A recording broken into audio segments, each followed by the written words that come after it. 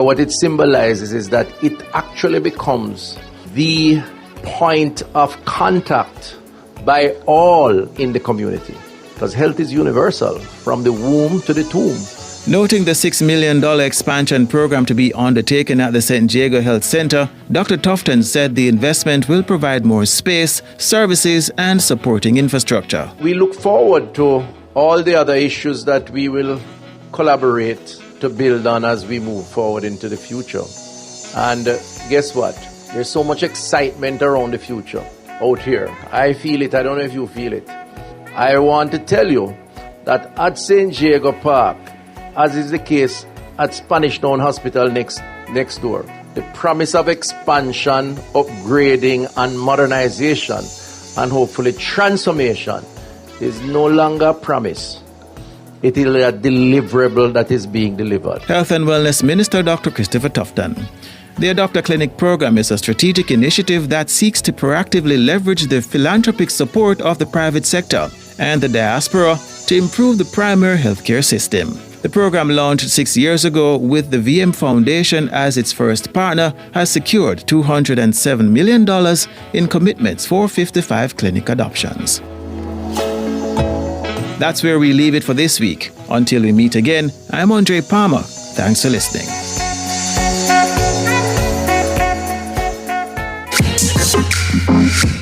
A production of the Jamaica Information Service, the voice of Jamaica. Nationwide 90 FM, continuing the tradition of fair, fearless, and factual reporting. You're listening to Nationwide 90 FM. The time is 5 minutes after 9. You're inside the Consumer Hour with Nora Gay Banton.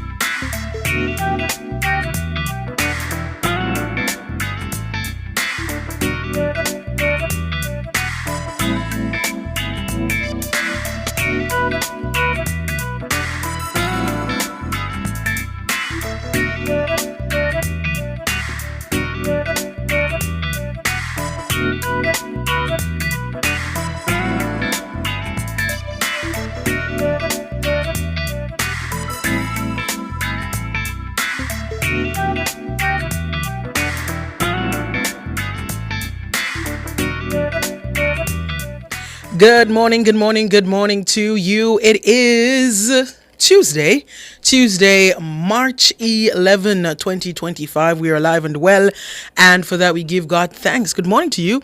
If you're listening on the 90 FM band, 90.3, 90.5, 90.7, and 90.9, we appreciate your company on your radio. We appreciate you joining us each and every day on the FM dial. If you're listening and watching from our YouTube channel, good morning to you. The channel is Nationwide 90 FM Live 2. If you have not yet subscribed, please go on over there and subscribe. Click the subscribe button and the notification bell as well, so that you can be notified whenever we go live and whenever we post a video. And guess what? We go live for most of our shows, so you will see the action live in studio if you join us on the YouTube platform. I want to say good morning to those who've joined us in the YouTube chat. First over there this morning is Donna Johnson. Good morning to you, Donna. Ryder 40, good morning to you. KMC, good morning. Hugh Donaldson, good morning to you. Albert Morgan, Ines Campbell Murray, good morning to you both. Sonia Hutton, good morning to you. David Nebar, good morning. Monique Hunter, good morning to you as well. Sharona Stewart, good morning. Errol Townsend, big up yourself, General. Big up yourself. Good morning. Michael Gopal, good morning to you. Remember me. Good morning to you, and all the others over there on the YouTube platform. Good morning to you. If you're listening from our mobile app, which is available for free on the Google Play and the Apple App Store, good morning to you. And those on our website, the Listen Now option there, good morning to you as well. Thank you for making it Nationwide 90 FM. I'm also live on TikTok. Nora GB. Well, Nora B. I changed my name. It's Nora B now. No more G. Nora B over there on TikTok, NORABEE. Or you can just search my name, Nora Gay Banton, and you should be able to find me. Big up to the peeps over there on TikTok. Elmo, good morning to you. Robert, good morning to ya. Papi Dan, Good morning, Action Jackson. Good morning to you and all the others over there on TikTok. Big up on yourself. This morning, it's not a new program, but a program that's returning to the Consumer Hour this morning. We have We Drive for You, brought to you by the Transport Authority. We Drive for You is brought to you by the Transport Authority, regulating with vision. All right, and inside We Drive for You this morning, we will be speaking with the Corporate Communications Manager at the Transport Authority, Miss Martina Callum. Good morning to you, Miss Callum. Hi, Miss Nora. Morning. How are you? I am good. How are you? You're doing good? Yeah, man. Good. Thank God. Awesome, man. I'm very happy we have brought back We Drive for You. I really love when we are able to have, public agencies on to educate our listeners on different aspects of the agencies or ministries or whatever, because there are many things that many people do not know. And so when we can educate through this platform, I am very happy. So thank you for joining us. I'm happy to be back. We're happy we are back. Awesome. So this morning, we are gonna be speaking mostly about the online aspect of the Transport Authority, specifically the digital licensing system that you launched last year. So tell us about this digital licensing system, what it entails, and how it works. Okay. Thanks for having us again, Nora. And let me say a very good morning to your listeners. So, as you are aware, we have our licensing renewal period annually. And each year after the period ends, we would analyze to see what we can do better in terms of offering better service to our customers. And one of the issues we faced was to cut down on the long lines. I mean, Nationwide was one of those persons who used to come down to find out what was happening because the road was filled, the yard was filled and things. And then we realized that we needed, once we go digital, we would be able to offer improved services and the lines would get shorter or we would have no lines at all one of these days, long term. And this required an upgrade from the LMIS that we were using. All right. And we went to the Transport Authority Advanced Integrated Management System that we call TAMES. This allows us to offer improved, better service to our customers. Licensees would now require to have a valid email address and valid cell phone number, their current registration, fitness, insurance, and ID in order to make this application online. The beauty about the system, Nora, is that the applicants receive notification updating them on the status of their application from the time it is submitted to when they receive the licenses. So upon completion of the application process, the applicant receive a notification to pick up the sticker.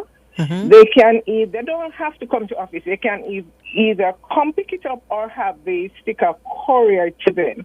And in future, hopefully by next year, the sticker will be emailed to them as well. Because we realize time is money and persons need time to do other businesses. So once the sticker is collected, the road license is emailed to the applicant. This is another good thing because from time to time you would have applicants losing their road license and they have to come down to the authority to get it printed and they have to pay for it. Now they have it on their device. They can either print it or show it to if the police or the authority stops them to ensure that they are duly registered, they can show it to them from the device. All right. It sounds pretty simple and easy. And I must use the opportunity to mention that many of our agencies that we have to interact with, re-licensing and updating documents, many of the processes have gone online. And this is a great move. And I would encourage all those who need to upgrade or update their road licenses that they use the online platform. If you are an operator and you go through the Transport Authority to do your licensing, please ensure that you use the online platform. It makes the process much more simple, much more easy, and all you have to do, the only time you have to go in to interact with a physical person at the Transport Authority office or headquarters or building, whatever, is to collect the sticker. Yes, Nora. That's it. And applying online, it is like 1, 2, 3 click, very easy, less than 5 minutes. Yeah, and I haven't heard any issues so far. So the platform, it's been around for about a year now, I would say. Yeah. This is the second year. Right? That we have fully implemented. Right. Last year we had a few hiccups, but we have, I can almost say, perfected those issues. All right. So we're up on the break, so let's take the break. When we come back, we talk about who can apply online and the process for new applicants.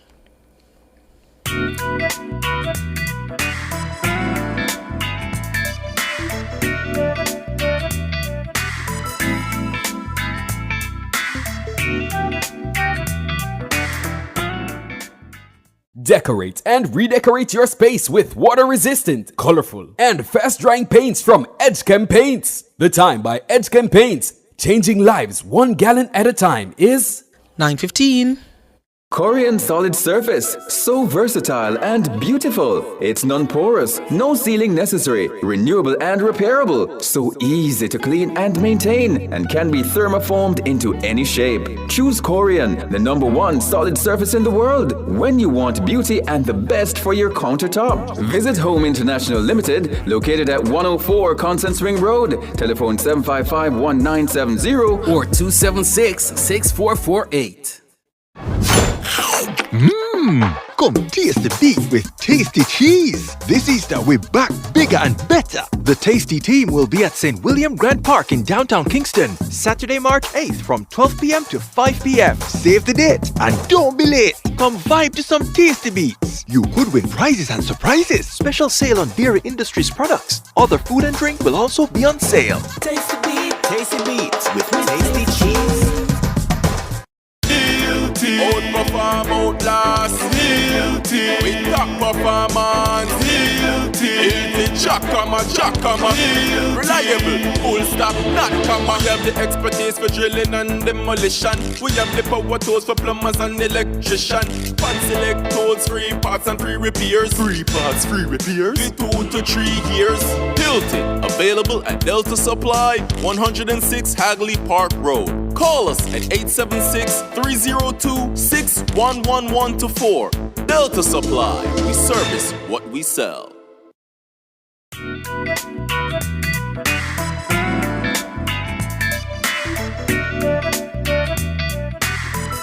Good morning. You're back here inside the Consumer Hour on Nationwide 90 FM. I'm Nora Gay Banton, and we are inside We Drive For You, a program brought to you by the Transport Authority, and we're joined by Corporate Communications Manager at the Transport Authority, Ms. Mardina Callum, and we're talking about the online licensing system, the digital licensing system. We went through, before the commercial break, the entire process, how it works. And I'll just let you know that the only time, I'll say it again, the only time you have to visit the Transport Authority physically for this licensing process is when you're picking up your sticker. So it works pretty well. So I'm encouraging all those who need to update their road licenses to use the online platform. Now, Ms. Callum, for the online renewal, who is the person who can do this renewal? Sometimes persons own a vehicle, but they're not the one operating the vehicle. Who does the online renewal, and can a new applicant apply online? All categories can renew online, Nora. That is commercial carriers, route taxis, hackney carriages, stage carriage, and contracts. They can all renew online. However, for now, on rural stage and hackney carriages cannot apply. Newly ones cannot apply online. So if you are a newly applicant for rural stage and hackney carriage, you have to come into office to start the application process. All right. So the new application is not available for rural operators and Rural hackney stage and hackney carriage. but everybody they can else. renew. Everybody else can apply new, and everybody else, including rural stage and hackney carriages, can renew online. Let me highlight that for route taxis, they have to go through their association. Okay. So those route taxi operators must go through their association, and those associations They apply online. Yes. They're using, we are so elated because the associations are using the online platform. Miss Callum, or I should say most of them. right. There are some persons who may not be able to access the online platform or be able to maneuver the online platform. Not everybody is there with us as yet. What does the Transport Authority do for those persons? Nora, as I said, we are service oriented and we think of our customers, and we thought of that as well. And we also knew that the process, not everybody would jump on the process for 1 year, 2 years. It's ongoing. So what we have done is for persons who would like to apply online, they do not have internet, data access, or they're having problems accessing how to go online. Yes. We have at our centers, at all the authority offices, we have what we call kiosks.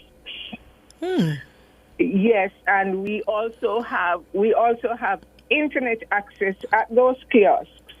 So persons just go in, and we have some able customer representatives who will assist them. If they can manage on their own, the tablets will be, they sit with their tablet, with the tablets given to them, and they do it. They need assistance, the representatives will help them, or customer service representatives will help them. If they do not have an email address, we assist them in setting up an email address and password as well. Nice. Because you have to have that to access the process. Right. So if you are one of those who you're not so savvy with the internet, or you don't have access to the internet, the Transport Authority does make a way for you where you can go in and you can be accommodated through the kiosks. So, and if you are unable to manage that as well, there is a customer service rep, Ms. Callum is telling us, to assist you with that process. Sorry, Nora, may I just interject, because I need to also highlight that to access the online, you need to have a Visa debit or a credit card. If you have paid at Paymaster, Bill Express, or bank transfer, then you have to come into office to do it. Okay. All right. So for those who are thinking about using the online platform, 2 things to ensure that you have: an email address and a Visa debit or credit card, and you should be good to go after that, because the process is pretty simple and easy. How do we access the portal, Ms. Callum? Where do we go? You go to www.ta.org.jm. So that's www.ta.org.jm, and that TA is for Transport Authority. There we go. And when you I'm sure if you Google these search engines these days, they help you a lot. So if you just Google Transport Authority, the first the first result that comes up is the Transport Authority's website. So you can join there, and the tabs are there. The first tab is Home. You see licenses, About Us, Info Desk, Public Passenger Vehicles, Commercial Carriers, and Contact Us. Just hover over them and you will get the options you need. The licenses are there, the types of licenses, the requirements, the forms. Everything is there. Pretty simple and easy. I am on right now, and it's right in your face. I was just going to say it seems as if you've used it. No, I literally just pulled it up. Okay.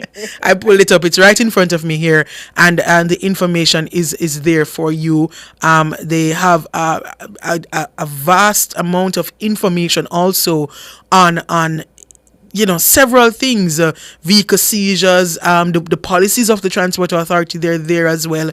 All the information you need. So I would say the Transport Authority is doing a pretty good job at keeping the online users up to date. And even in there's a carousel that's running across the page, and the options are there as well for licensing and so forth. So I will say kudos to the Transport Authority. Great job on the online platform. Is there anything else, Ms. Callum, that you would like to share before we go? Thank you, Nora. I just want to encourage our customers to take advantage of the early renewal period. We started February 1, and after March 31st, come April 1, you'll have a penalty applied. So I'm just encouraging everybody. And guess what, Nora? You don't have to wait till Monday to Friday. You can do it from the comfort of your home, your office, your car. You can do it on a Saturday. You can do it on a Sunday. You can do it night, morning, whenever it's convenient for you. All right. Do not, 7 days a week you have to go. So make use of the opportunity. And for persons who are coming who do not have a Visa debit card, we have partnered with Lasco Financing, and they are at the center at 107, and they issue you with a debit card. You upload it. It doesn't cost anything, and you can use it to make your online application immediate right then and there. Good. I'm making accommodations for all persons. Everybody is accommodated. Everybody is accounted for. If you don't have an email address, they will help you. If you don't have a Visa debit card or a credit card, Lasco Financing is there to assist you as well. If you don't have access to the online platforms, you go in, the kiosk is there. If you can't use the kiosk or the tablet, the customer service rep is there. So you have no excuse. And remind us of that early period again. The early...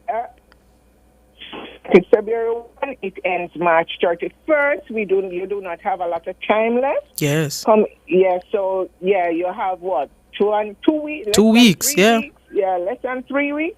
So I'm urging you, just go online, www.ta.org.jm. If you have an issue, you can call us at 876-618-0859.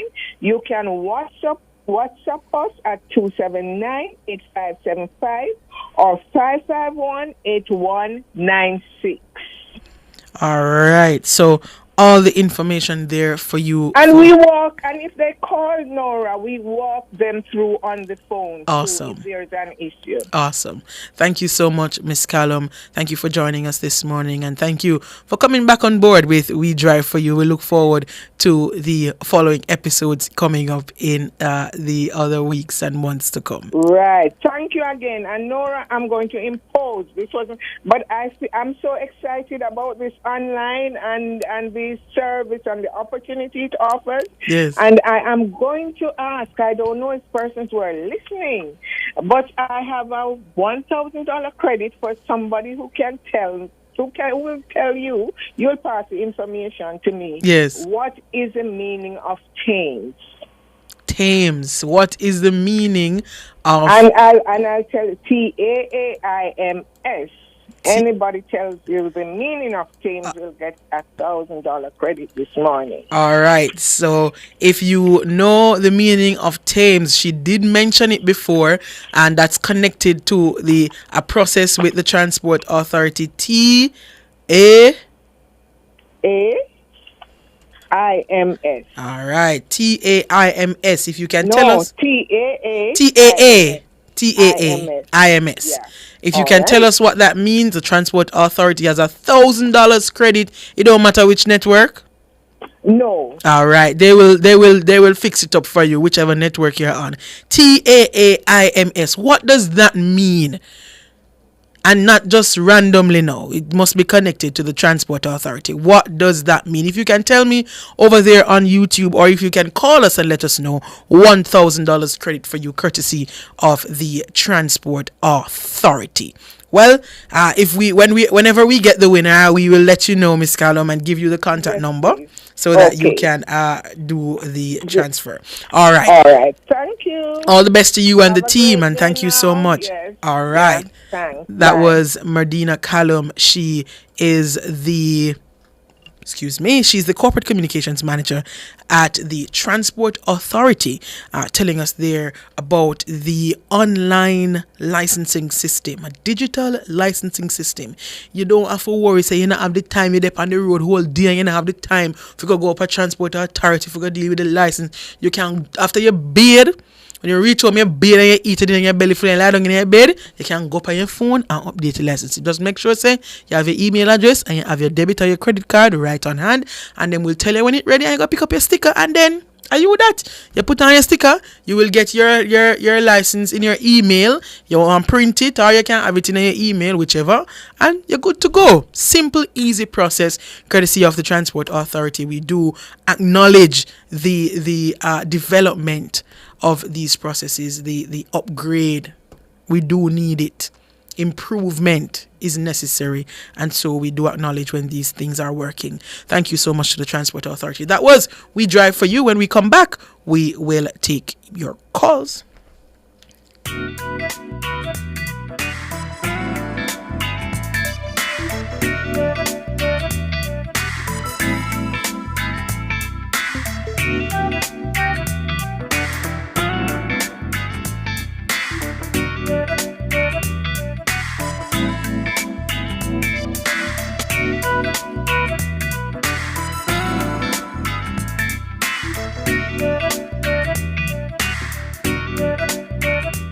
We Drive For You was brought to you by the Transport Authority, regulating with vision. Spectrum Insurance Brokers provides quality insurance coverage and risk management services. The time by Spectrum Insurance Brokers Limited, setting the industry standards, is 9:30. Revamp your space with unique living, sleek fixed and sliding shower panels, shower systems and faucets, stylish vanities, LED and non-LED mirrors, basins and kitchen sinks, closet and storage solutions, hanging aids, and more. Available in different finishes and sizes to match your style. Transform your space and visit us today at shop number 6, 30 Dunrobin Avenue, Kingston 10. Call us at 876-755-3661 or visit our website at uniquelivingja.com to shop. Coveside Concert Series presents Timeless. It happens on March 29 at Plantation Cove, St. Anne, featuring international superstar Dionne Warwick and more stars: Myrna Hague, Queen Marcia Griffiths, and Dwayne Stevens. Timeless, March 29. Showtime is 8 p.m. and tickets are now available at Fesco, Fontana Pharmacy, Plantation Smokehouse, and online at coveside.aitix.com.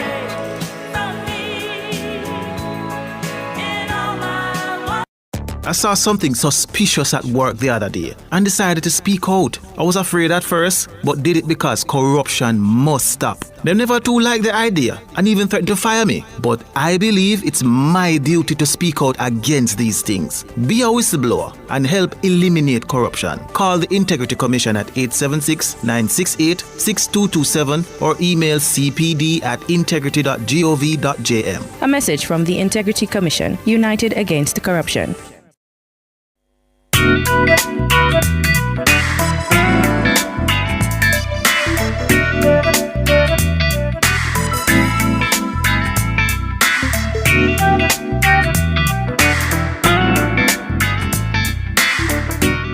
Good morning, good morning. You're back here inside the Consumer Hour on Nationwide 90 FM. I am Norige Banton. We just wrapped up We Drive For You, a program brought to you by the Transport Authority. We were speaking with Miss Medina Callum from the Transport Authority. She is the Corporate Communications Manager at the Transport Authority. We spoke about the digital licensing system offered by the Transport Authority, where you can renew your licenses online, and the only time you will have to interact, as long as the process is working for you online, the only time you would have to interact with the physical building is when you're going to pick up your sticker. If you are not able to access the online portal, or you are not sure how to use it, you can, if you have access and you're not sure how to use it, you can call them and they can walk you through the process. Or you can visit the office and they have kiosks or tablets there for you to go through the process. Also, there are customer service reps there who can assist you. So if you have an issue with the process, give them a call and they can give you the best option. All right. So we had a giveaway. Miss Callum offered up $1,000 credit for someone who could tell us what Thames meant. Well, Thames means. That's TAAIMS. What does Thames mean? And I am seeing nobody called, but in the YouTube chat, I see the first person with the correct answer here, Shauna Brown. Shauna Brown says Transport Authority Advanced Integrated Management System, and that is correct. So Shauna Brown is the winner of that $1,000 credit. Shauna, Michelle will put in the chat how you can reach out to us so that we can get your contact number to give it to the Transport Authority. They'll reach out to you and ensure that you get your credit. So congratulations to you, Shauna Brown. Thank you so much for listening and hearing and understanding what was said in the program just now. Herman said, why we can't do everything online and make life easier. Boy, I think we're getting there in a Herman. Slowly but surely, we're getting there. There are many things, many of the processes that we usually have to go and join the line for that are offered online now, so we don't have to worry. So we're getting there slowly but surely. Before I go to the calls, just to remind you that we're going to take your calls. Now, if you have any consumer-related matters, you can give us a call. The numbers to call, 876-630-9371. And that goes up to 4, and our digital line is 618-8255. And of course, you can leave your comments, queries, concerns in the YouTube chat, and we'll look at them for you. But before I go to the calls or anything consumer related, I want to say happy birthday to Grandpa Chappie. Chappie, I hear, is a loyal Nationwide listener. He celebrates his 85th birthday today. So I want to say big up yourself, Grandpa Chappie.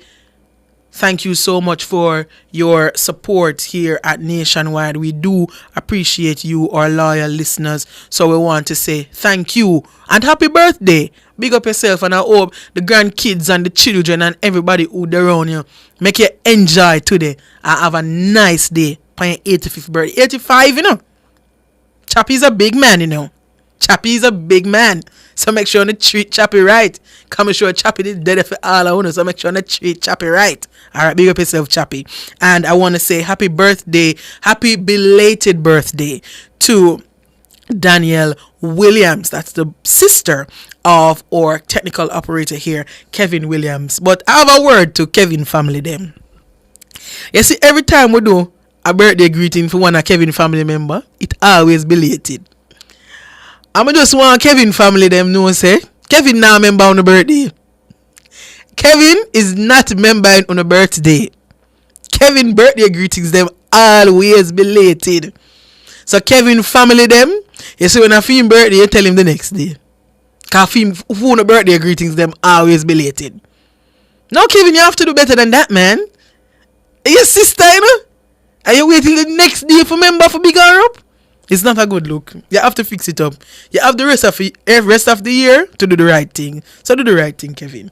All right. Big up Daniel on your birthday yesterday. I hope Kevin did, treat you to something. Maybe. I don't know. Because Kevin right now look like he's a real birthday delinquent. I don't like it, Kevin, man. Do better. But all right. So We are gonna open the phone lines now and take your calls. If you have any consumer related matters, you can give us a call. We will try our best to assist you. I don't know if anybody from the Transport Authority is still listening, but there is someone on my TikTok live who says the online process, it works well. So I'm gonna big up the Transport Authority for the online process. He says, however, that the badge system, let me try to find the comment so that I say the right thing. Yes, the badge system, he says the badge system needs some improvement. So maybe on another episode of We Drive For You, we can talk about the badge system and how it works and what are the challenges there and how the Transport Authority is looking to improve those. All right, so we're going to go to the phone lines now. Captain Joe, good morning. Hello, good morning, Miss Noel Banton. Yes, I'm Captain Joe calling from South Florida. Oh, good morning, Captain Joe. It's in regards to flow. Yes. I have a property in Tower Isle, which my agent went there about 2 years ago, and I had cable and internet installed. Yes. And no one lives in the property at the moment, and I would like them to disconnect the service. No, not the total service. Okay. The cable. Okay. There's a smartphone there, and most people just need internet. I have sent my TRN, my ID, and a letter introducing my agent who operates on my behalf. I introduced myself and introduced her with her ID. She took the box back to the office in Ocho Rios, and they said the letter I sent her is not sufficient enough. I said, what do I need? I introduced her with her ID. I gave them the account number, and I said I'd like to have the cable be disconnected as soon as possible. Immediately, I continue with the internet. Now they're telling her that I have to write another letter. I said to her, for what? When I got that service installed, she just went there with my TRN, my ID, the address of my place. Okay? No, they're saying I need to write another letter for her to have the thing disconnected. What should this additional letter say? That's what I'm saying. You know, I introduce her, this Mrs. So-and-so, acting on my behalf. My account number is so-and-so. No, so I'm asking if they told you what this additional letter should say. No, they didn't speak to me, right? Because I've been trying to call him from this morning, which he only sent me a number, but didn't even get the name of the personnel after she stood in line for number 41. So all day, wasted her time. Right. All right. So at this point, the cable is still not disconnected, and you are not sure what the next step is. Is that so? Right. Right. She took the cable box out. Took it to the Otaria's office. Yes. And the customer rep said, "Oh, this letter is not good enough." I said, "What letter do they want me to write?" Yes. She said the lady didn't tell her anything. No, but this letter is not good enough. No, but if the letter is not good enough, they need to tell you what is wrong with the letter and how you can improve the letter so that the service can be successfully disconnected. Right. So did your agent leave without hearing from them what the letter should say? Well, I hate to say this, some people just can't express themselves at times, under pressure. Okay, understood. Right. Understood. Right. So Some you people need to can't. find out from Flo what exactly the letter should be saying that will authorize your agent to successfully disconnect the cable on your behalf. Right, and okay. She sent me a number. I did call her this morning, my agent. What's the name of the lady? Oh, she didn't get the name of the lady, and I've been calling 876-620-2200 all morning, and nobody answers. And, I don't know what letter I must write. If I'm introducing you, acting my agent, give you my address where the place is, where this service is, that I need it disconnected, what other letter can I write? And I'm thinking, I'm not all that dumb, and I think, what other letter can I write? All right. With the account number and the request for the cable to be disconnected. But Immediately. oh jeez, this is a simple thing, you know. This is a very simple thing. A letter, someone comes to you with a letter from the owner of the property wanting to disconnect cable service. Clearly the person with the letter is not the owner, so they've brought something authorized by the owner to say they're giving them permission to go ahead with the disconnection. You tell the person in front of you that the letter is not good enough. There's something missing. This cannot be on file to authorize you for us to go ahead with the disconnection. Then tell the person immediately what is to be done. What it is. How will they know if you don't tell them? Because, I'm just saying, sorry, this morning when I called you, I was about to say, I'll get animal. I'm not calling Cliff Hughes, okay? I'm calling you. What more can I write? This is authorizing. Just to be clear, though, you wrote the letter and then sent it to her? I sent it to her because there's no connection. They do not have. I just get my bills via email. Okay. No, I just want to know how you sent the letter that you wrote. How did you get it to her? Did you write it overseas and send it? Yes, I sent her by her email to be shown to them that this is me and this is my ID and this is the apartment number. This is the address. I figure then that they may have an issue with authenticating the letter, because I guess they're gonna say to her that you could have just written up this in a Word document and printed it. So maybe they're having an issue with the authentication of the letter. I'm assuming. But what I'm gonna do for you, I'm gonna have you stay on the line, speak with Michelle, and let's just see if we can get you to flow to that. This is a simple one, Flo. Please do not ignore this one. It's a simple stuff. No, and the only backlash I have to say is they keep on sending me the bills. I just don't pay it. I wouldn't advise that, because then you are going to be the one who probably down the road, if you want to reinstate the cable or if you want to do something else with Flow, they're going to hold that against you. I might think of, if I want to sell my property, I might try to take out a lien on my property. Okay? All right. So just hold on the line for us, please. Flo, this is a simple one. All this man wants to know is what format he should send the letter in to authorize his agent to disconnect the cable service. He is keeping his internet, but he wants the cable disconnected. He is not in Jamaica, and so he needs to authorize someone to do it on his behalf. How should he do this? That's all the man is asking. If you can give us that information, we would really appreciate it. Just give him a call or send him an email and let him know how he should do it. All right. Thank you, Flo. We are on a break. Let's take a break and come back.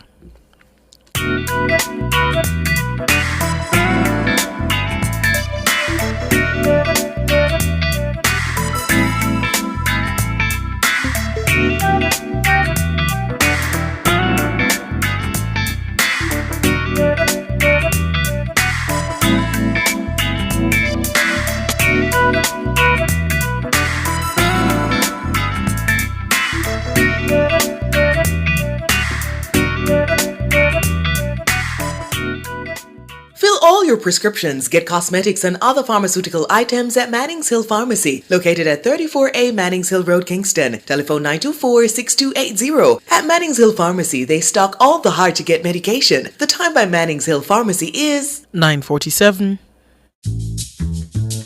For generations, Jamaican families have trusted Imperial Optical to keep their vision clear and their style sharp. From their first eye exam to the latest in fashion frames, we've been there for every milestone, every moment, and every memory. Whether it's your child's first day at school, or your grandparents' golden years. Our care spans every age, every stage. Visit Imperial Optical today. Generations of care, generations of trust. Big news! The Big Bite Food Safety Show now airs on Nationwide 90 FM with your host, Alison Richards, the Food Safety Girl. Join Alison every Tuesday from 1 to 2 p.m. as she serves up expert advice, tips, and insights on everything food safety. Stay informed, stay vigilant, and remember, food safety is everybody's business. Don't miss a bite of the action. Tuesdays at 1 p.m. only on Nationwide 90 FM, the new revolution in media. This week's episode takes you behind the shelves, ensuring your supermarket food is safe.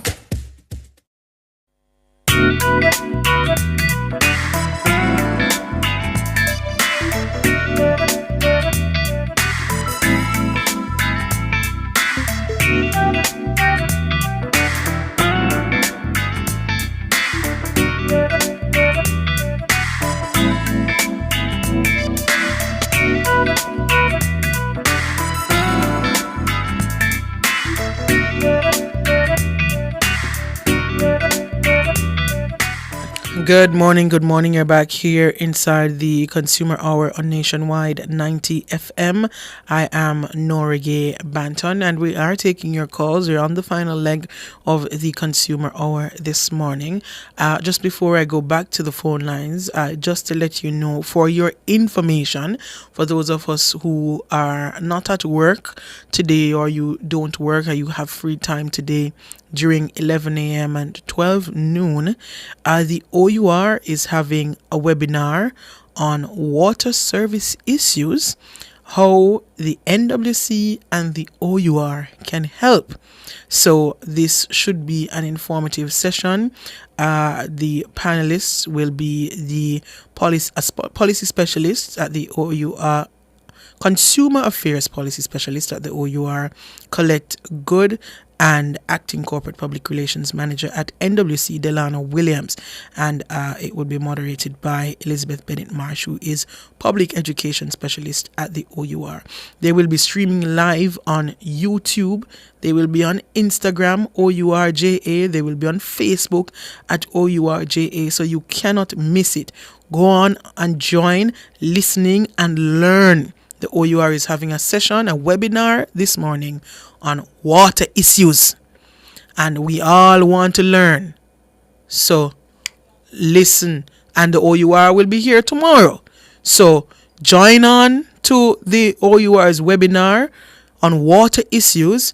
The panelists will be the Consumer Affairs Policy Specialist at the OUR, Colette Good, and Acting Corporate Public Relations Manager at the NWC, Delana Williams. OUR putting the information out there for you. If you are available and you are able to, if you have a little break at work, or you can pop in one earpod and join online and go and listen while you work, very important for us to stay tuned to these things and learn.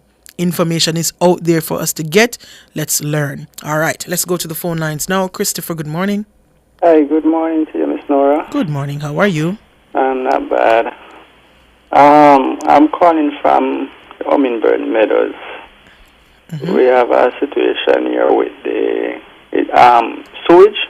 I don't know if it's the NHT or Water Commission should deal with it, because we're getting some blame game here. What happened, it's running overflowing on the main from last year, and we try to have dialogue with them, and it's a blame game thing where either they are trying, the Water Commission says not them to deal with it, it's the NHT, and they came and tried to rectify it. However, something went wrong again. It is stopped, and it's something wrong again, and it's continue overflowing. Persons have to leave their house and go and live with their other, with parents as family, because the scent is killing us.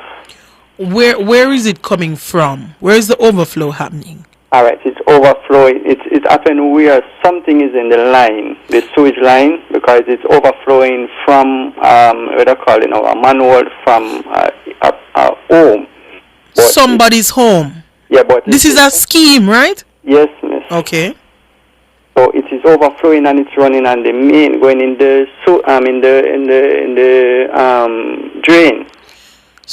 So the person's home that it's overflowing from, nobody's there? Yes, person. So them, it's not affecting them? Yes, it is affecting them. However, what happened? We draw attention to to NHC. They send persons try to flush it. However, they see the situation happen to it. They say there is a stone in there blocking it.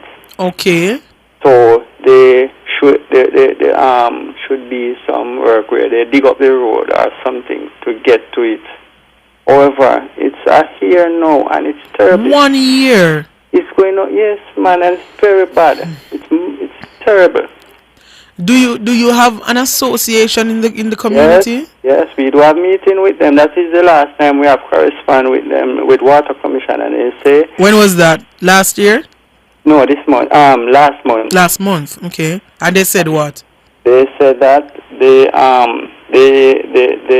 not responsible for the sewage. It's the NHD. So the NWC said they are not responsible for the sewage. It's the NHT. At this moment, yes, because it doesn't hand over to them. Okay, great. Yes. So it hasn't been handed over. So the NHT is still responsible for the sewage situation there. Right. So have you had, has the association, the Citizens Association had meetings with the NHT? We have dialogue with them, and they, I think they have a thing when they call procurement or whatever, them something there. And it is too long now. I think this. No, but what is the NHT saying? I want to know. Okay, well, they're going to look at it. They're going to deal with it, and that's it. When did they say? When was the last time you spoke with them? Oh, well, the last time we spoke with them, it is in late last year. Okay. About December. Yeah. All right. So in Hummingbird Meadows, right? NHT, you are aware of the sewage situation in Hummingbird Meadows. You are aware what is causing the sewage situation. There's a stone blocking up the drain or the pipeline, and so it is overflowing, running into the drain throughout the scheme, and everybody has to deal with the stench of the sewage running over for a year now. NHT late last year, the Citizens Association at Hummingbird Meadows, they spoke with you and you told them that you would deal with it. We are now into the first quarter, almost leaving the first quarter of 2025, and the citizens of Hummingbird Meadows are still dealing with the sewage situation in the community. NHT, you must respond. The scheme is yours. Yes. You are responsible for these issues. We have to be paying sewage bill and stuff, and this is it. Where exactly is this scheme? In Birdsville, Chateau, Clarendon. Birdsville? Yeah, Birdsville. Birds Hill? Yeah, in Clarendon. Yes. So, NHT, Hummingbird Meadows, they are waiting on you to fix the sewage situation. You are aware of the problem, because most times when we have these calls, and I ask about Citizens Association in here, so them no meet long time or them no meet in a years. But the Citizens Association in Hummingbird Meadows, they are doing their job. They are meeting, they're advocating on behalf of the residents. Now it's time, NHT, for you to do your job. You are responsible. The people them are pay them maintenance fee and them sewage fee and all kind of fee. Yet they have to go home to the stench every day. And it's a newly built scheme too, remember? Yeah, because if it's still with NHT, then I assume say it new.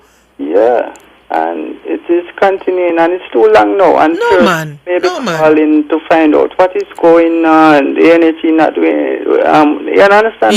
Yeah. Annoying. Yeah, I understand that. And it is at this point no fault of yours as the residents. Yeah, we have children. Yeah.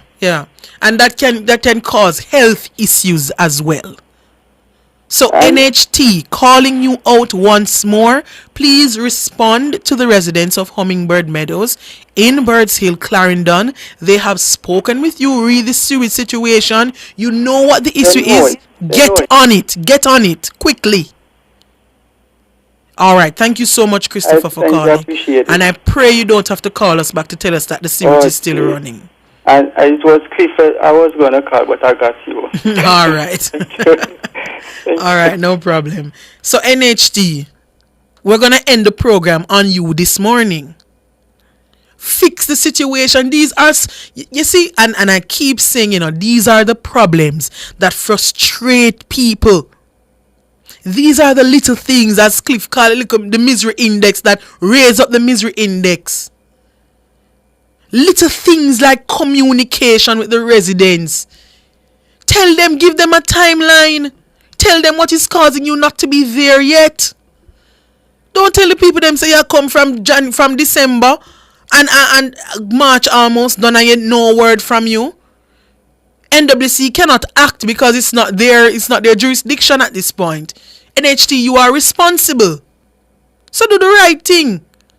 NHT, go and fix the sewage situation in Hummingbird Meadows, in Clarendon and Dome. Christopher have to call back the program and loud it up again so the sewage still running in the community. The people are paying their maintenance fee and paying their sewage fee, so I want to go and fix it. Very good. That's where we're going to leave it for the Consumer Hour this morning. We are making way now for Cliff Hughes Online.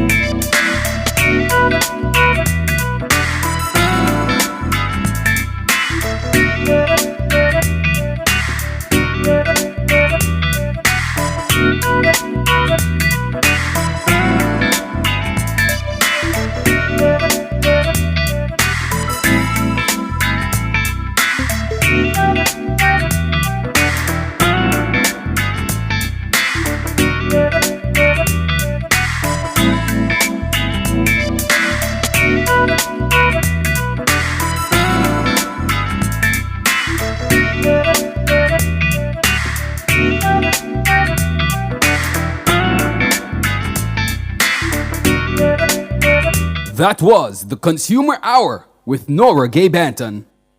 Are you a residential customer who want to know if you qualify for the water bill amnesty? Dial 888-225-5692 or 888-CALL NWC. The time by the NWC is 10 o'clock. Cliff Hughes Online. Talk radio for all Jamaicans. My hands were steady. My eyes were clear and bright. My walk had purpose. My steps were quick and light. And I held firm to what I felt was right, like a rock. Like a rock. I was strong as I could be, like a rock. Nothing ever got to me, like a rock. I was something to see, like a rock.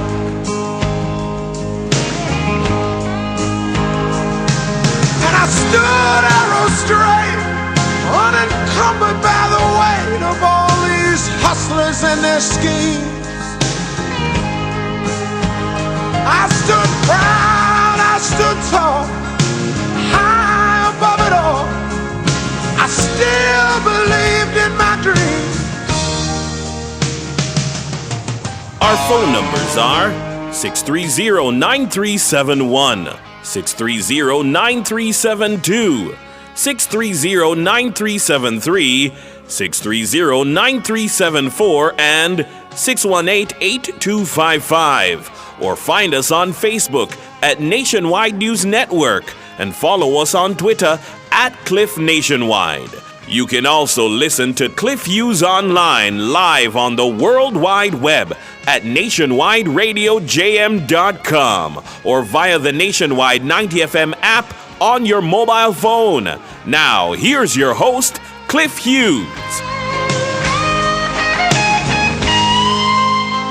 Good morning. Good morning. Let's get to work. Cliff Says is brought to you by Ford's newest SUV, the Territory, crafted for the modern explorer. Cliff Says, what's on his mind? Unfiltered analysis and commentary. My hands were steady, my eyes were clear and bright. My walk had purpose, my steps were quick and light. And I held firm to what I felt was right, like a rock, like a rock. I was strong as I could be, like a rock. Nothing ever got to me, like a rock. I was something to see, like a rock.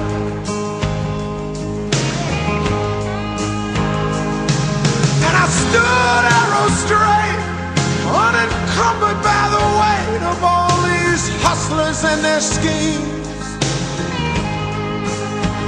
I stood proud, I stood tall, high above it all.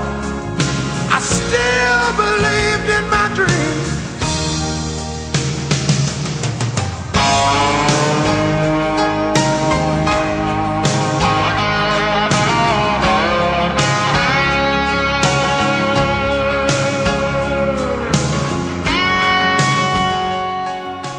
Morning once again. Thank you so much for making it Cliff Hughes Online. And as I frequently say, we know you have choices. Yes, and you choose to be here. And we must say thanks. We appreciate you being here. We know that sometimes we meet your expectations. Other times we don't. Sometimes I provide an experience that is heartwarming, an experience that could be provocative, sad, happy, or make you angry, make you annoyed, yeah, make you shout at me, yeah, while you listen. Well, it would not be worth the while if you do not have that range of reactions. Yeah? I'm here to trigger, yes, those emotions. I'd like to believe that most of the time I make you satisfied. Yeah? But I don't expect to please you every day or I'd like to please you most of the time, but I must also trigger other emotions in you. Thank you so much for being here. Now, today, this afternoon, sometime after 2, a bit of Jamaican history, political history, is to be made, because it's budget day, and for the first time in the history of Jamaica, both the opening and closing presentations of the budget will be made by a woman, Favour Williams. She's a second-term Member of Parliament for the marginal and competitive constituency of Eastern St. Andrew. She first won it by about 1,000 less than 200 votes in Eastern St. Andrew in 2016. And she retained the seat in 2020 with an increased majority.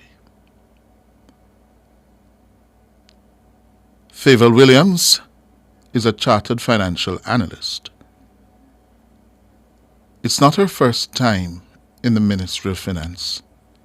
She served there as a state minister first. But it's the first time she is the finance minister. And we have come to know Mrs. Williams over the years, these past 8-9 years. And I think it's fair to say that she's steadily gaining the respect of Jamaicans. She is a bright woman. I gather from my research.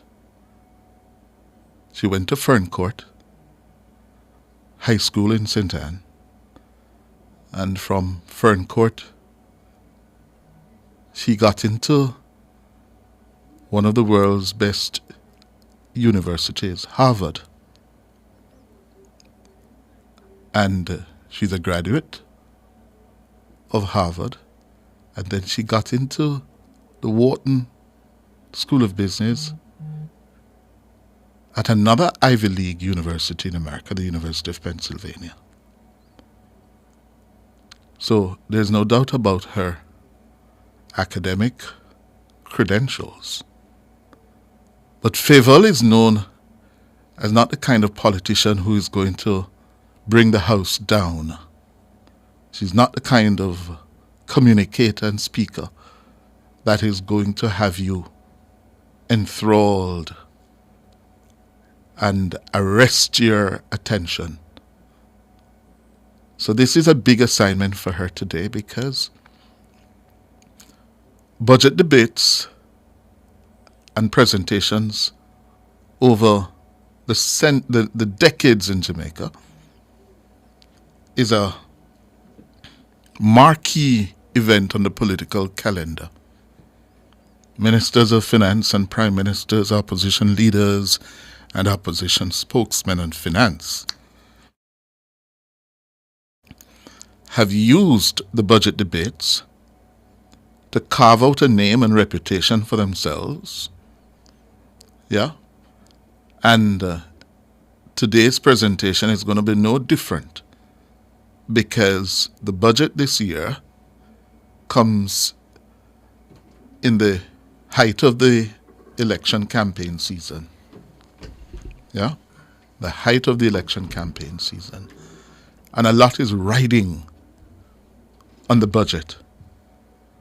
So Favour Williams is going to be scrutinized, not only for the content and substance of the presentation this afternoon, but I'm sure people are wondering, will she put us to sleep? Yes. People are wondering, will she put us to sleep? Yes? I don't think so. I hope not. But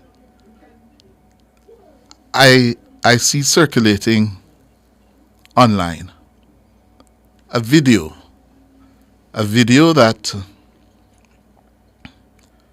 speaks to the history of the men who've been Jamaica's Minister of Finance since independence in 1962.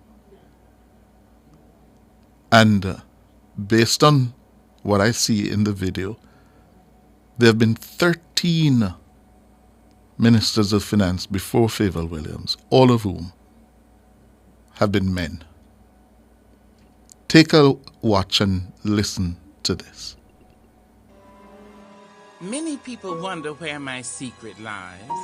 I'm not cute or built to suit a fashion model size. When I start to tell them, they think I'm telling lies. I say, it's in the reach of my arms, the span of my hips, the stride of my step, the curl of my lips. I'm a woman, phenomenal. After 72 years and 13 ministers of finance, her time is now. Our economy has endured many highs and lows. We have been through so much, proven our resilience, endured austerity and glimpses of prosperity. On March 11th, The nation's budget will be presented by, arguably, the most experienced and seasoned Minister of Finance, a former state minister and former minister without portfolio. This is our moment. This is our history. This is her story, capping a long line of Jamaican ministers of finance, first woman to become Minister of Energy, and now, the first woman to become a Minister of Finance. This is for every woman and for every girl. Let's grow Jamaica together. We have come far. Yes. And of course, the voice you hear there of Maya Angelou, the poet laureate, Nobel Prize winner. And the chronicling goes back before independence. Yes. 13 ministers of finance from before independence, from self-government. Yes. And Favour has big shoes, yeah, to fill this afternoon. And we will be tuning in at 2. One of our leading economists and public commentators, Dr. Adrian Stokes, told us here yesterday afternoon that he's hoping and urging the finance minister to address a number of issues, including the ballooning public sector wage bill when she makes her presentation this afternoon. Here's Siobhan Campbell's report on that. The government currently spends 13% of the country's gross domestic product, GDP, on wages and salaries for the public sector. This translates to nearly 50% of tax revenues annually. This could further increase at the conclusion of wage negotiations, which are set to begin between the government and the public sector unions this year. Economist Dr. Adrian Stokes says public sector wages and their impact on revenues are unsustainable. Once the government settles, I'm not sure what will be said or how it will rein in the wages. It's just way out of whack right now. But it needs to put in place a medium-term framework to curtail that situation. As I indicated, it's just not sustainable. Government also needs to, given what's happened with public sector wages, talk about resources to invest in health, education, and security. Government also needs to focus on policies to modernize the economy. We have done well with BPO, has been very good, especially for young people, and in driving down the unemployment rate. We now need to pivot to move to knowledge processing. Finance Minister Favour Williams has already signaled that there's no intention on the part of the government to cap wages at this time. Up to 2 years ago, we had a cap, well, it may be more than 2, maybe 3 budget cycles ago. We lifted the cap, which was originally at 9%, and we had the compensation review. Is the government contemplating reimposing a cap in terms of the wage to GDP? All right, member, to answer your question specifically, it is not contemplated at this time. However, Dr. Stokes says this could place the country's fiscal and economic stability at risk without proper public sector transformation. The finance minister will be presenting the budget with a fairly good macroeconomic backdrop that the GDP will close this year at about 68%. That's coming from well over 100% a few years ago. Net international reserves are over $5 billion, so that is very, very good. So those robust macroeconomic indicators provide a decent platform for fiscal sustainability. And importantly, and forgive me, Cliff, for repeating, but the government needs to figure out public sector wages and public sector transformation. Yeah. So far, the only thing that has been transformed are wages. It now needs to figure out real and proper public sector transformation. Siobhan Campbell for Nationwide News. Thank you, Siobhan. Time now for the break.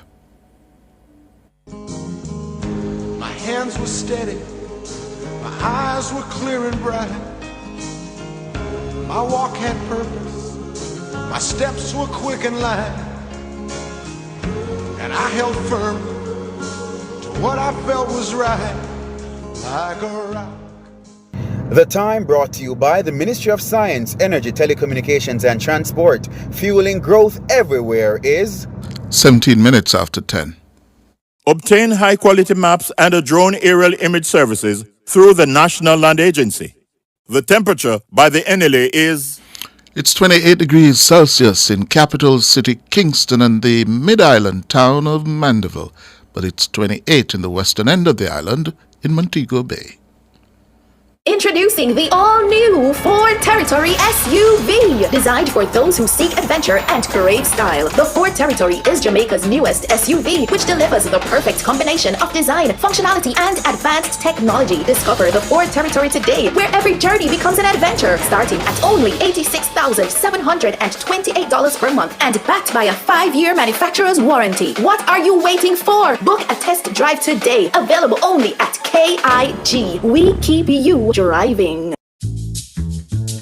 For generations, Jamaican families have trusted Imperial Optical to keep their vision clear and their style sharp. From their first eye exam to the latest in fashion frames, we've been there for every milestone, every moment, and every memory. Whether it's your child's first day at school or your grandparents' golden years, our care spans every age, every stage. Visit Imperial Optical today. Generations of care, generations of trust.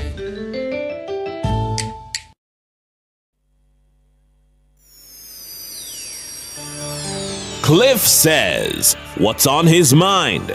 Unfiltered analysis and commentary. My hands were steady, my eyes were clear and bright.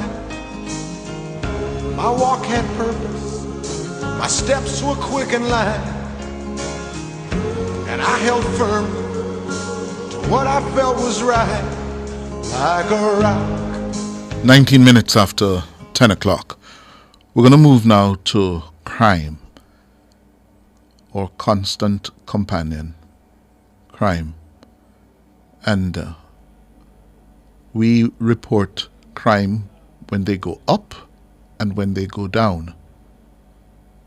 Yes, not like some people, only when they go up they report them. No.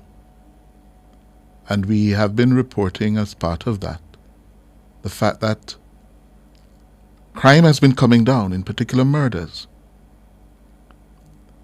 Only last week we were reporting that February, the month of February 2025, recorded the lowest murder figures in 25 years in Jamaica. Yes, the lowest. But then news came yesterday that 28 Jamaicans were murdered over the last 8 days. 28. This amid an overall decline of 26% in murders since the beginning of the year. Yeah. That's according to the latest statistics from the Jamaica Constabulary Force. So we got a respite in February, and then first week in March, 28 people, Jamaicans, murdered. Nora Gay Banton has more on the figures in this report. The 28 lives snuffed out over the first 8 days in March follows a record drop in murders last month. February recorded its lowest monthly murder total in more than 2 decades. 47 Jamaicans were killed. But despite approximately 3 murders per day since the start of March, the country has recorded an overall 26% drop in murders. The latest crime data from the Jamaica Constabulary Force, JCF, says up to March 8, 145 homicides had been committed in the country. That's 51 fewer than the 196 murders recorded in the corresponding period last year. St. Andrews South continues to be a hotspot, leading the country's murder tally with 28 Jamaicans killed in the division since the start of the year. St. Catherine South is second with 16 murders. 5 divisions across the country have seen an increase in murders since the start of the year. They are St. Mary, Portland, St. Andrew South, West Kingston, St. Catherine South, and St. Andrew North. The uptick in murders in the traditionally peaceful Portland has drawn the attention of its political representatives. On Sunday, MP for West Portland, Darrell Vaz, voiced concern about the increase in homicides. I am very concerned and very upset in relation to the upsurge in crime in Portland. We are not accustomed to drive-by shootings, and we have had 2 in the last few days. We are not accustomed to that. We have been accustomed to being the safest parish for decades, and we have lost that position. Vaz says much of the crime in the parish has been imported from elsewhere. I have been the Member of Parliament from 2007 to 2025, and everything remained calm. My wife has been there from 2019, 6 years, to 2025. We have seen an influx of importees and deportees, and I'm calling on the Police High Command tonight and the Minister of National Security. Flush them out and flush them out quick. No matter who they are or who they represent, we are not going to tolerate it. And I can tell you that I will be on it from now until we restore Portland to its original state of a peace and safety. 5 murders have been recorded in Portland since the start of the year. There were 2 murders over the corresponding period last year. Nora Gay Banton for Nationwide News. Thank you, Nora. Meanwhile, the constabulary force crime statistics are also showing that shootings have declined by 21%, coming in at 147 up to the 8th of March. And listen to this, rapes are down by 65% across the country. Rapes, while robberies are down by 17%. According to the JCF data, since the start of the year, break-ins have increased by 15%, coming in at 190. That's 26 more than that recorded for the corresponding period last year. Yeah? Today, there was a milestone reached. Today is the 5th anniversary of the declaration of the global pandemic that was COVID-19. 5 years ago to the day, the world was told that we were in a global pandemic. For many, many millions of people, it was our first experience with a pandemic, a global disease. And that changed how we did business. It changed how we reacted and interacted with each other. It impacted not only business and social relations, but also political life right across the globe. Many, many countries, since the onset of COVID, have not recovered, still struggling. But also, it is being suggested that it has had a profound impact on the political fortunes of incumbent governments. Very few incumbent governments have been able to win re-election in the post-COVID era. Yesterday, the Jamaican Prime Minister spoke at a ceremony to unveil a monument at the National Chest Hospital in St. Andrew to honor all Jamaican healthcare workers who died on the front line against COVID. They paid the ultimate price. And the Prime Minister used the occasion to say that new investments are coming for the health sector to make it more resilient.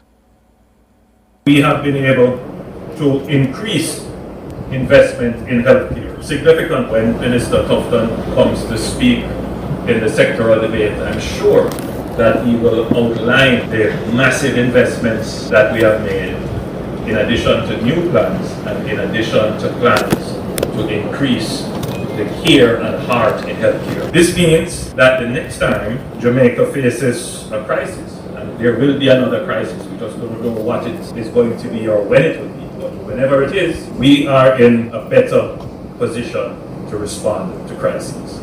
It is out of a commitment to strengthening the healthcare system and to strengthen the healthcare workforce that we launched the Dr. Barry Wint Memorial Scholarship in 2024, investing $2.5 billion to support 607 students pursuing studies in medical technology, nursing, biomedical engineering, and other critical health-related fields. It ensures that we are building a robust pipeline of professionals dedicated to service in the health sector. And this is a solid commitment of how the government is dealing with building resilience in the system, supporting our professionals, and at the same time ensuring that we can deliver health care with care.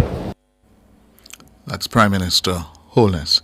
He also said that it's very important for Jamaica now to develop and maintain resilience in all aspects of the Jamaican political economy. Some may wonder why at times economic matters seem to dominate our national conversation, or why is it that I bring economic matters into all elements of our national conversations? Well, the answer is that economic resilience translates to resilience of every aspect of our government, including our healthcare system, in our education system, in our security forces, but most importantly, in our ability to respond to crisis. If our economy isn't doing well, we cannot respond adequately and effectively. Prime Minister Holness. We're going to go to the break. After the break, I'm going to take you to a place that many of you know, but probably you don't know that it's a protected wetland area of international importance. I'm talking about Fort Rocky in Port Royal and what's being done with Fort Rocky. It is something we need to care about and to be made aware of, because it is a very important part of our ecosystem. After the break. My hands were steady, my eyes were clear and bright. My walk had purpose, my steps were quick and light.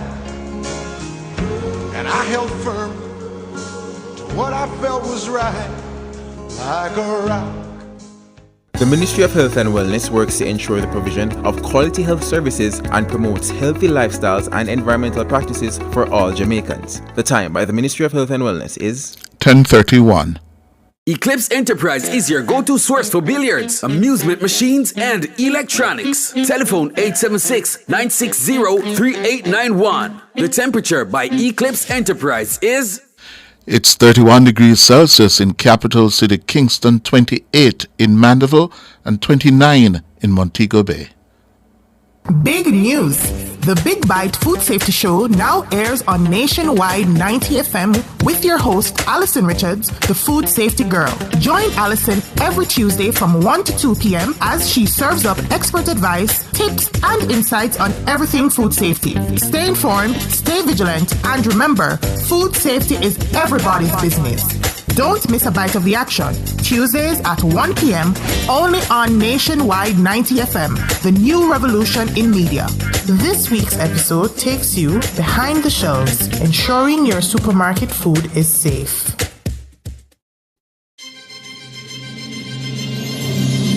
Nationwide 90 FM, the station for the very latest in news and current affairs, will broadcast live the opening budget presentation.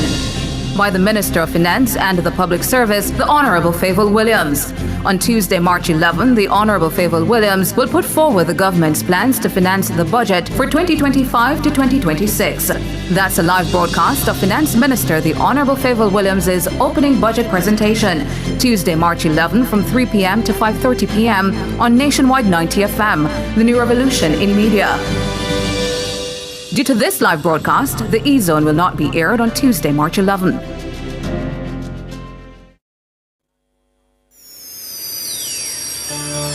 Cliff Says, what's on his mind? Unfiltered analysis and commentary. My hands were steady, my eyes were clear and bright. My walk had purpose. This is the section of land that has been completely devastated for a parking lot next to the Fort Rocky site. The management plan says absolutely no removal of sand, rock, flora, fauna, plant, animal. Basically, you're not supposed to do anything in this area. Yet, we see this destruction. So, we're learning that there is trouble at Fort Rocky. Fort Rocky in Port Royal, the Palisades Strip, is designated a wetland of international importance under the Ramsar Convention. There are 4 such Ramsar sites. It's an international agreement on the need to protect the Earth's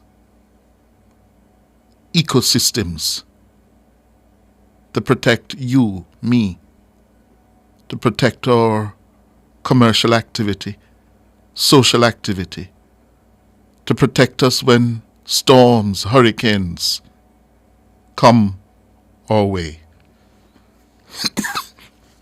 Because the natural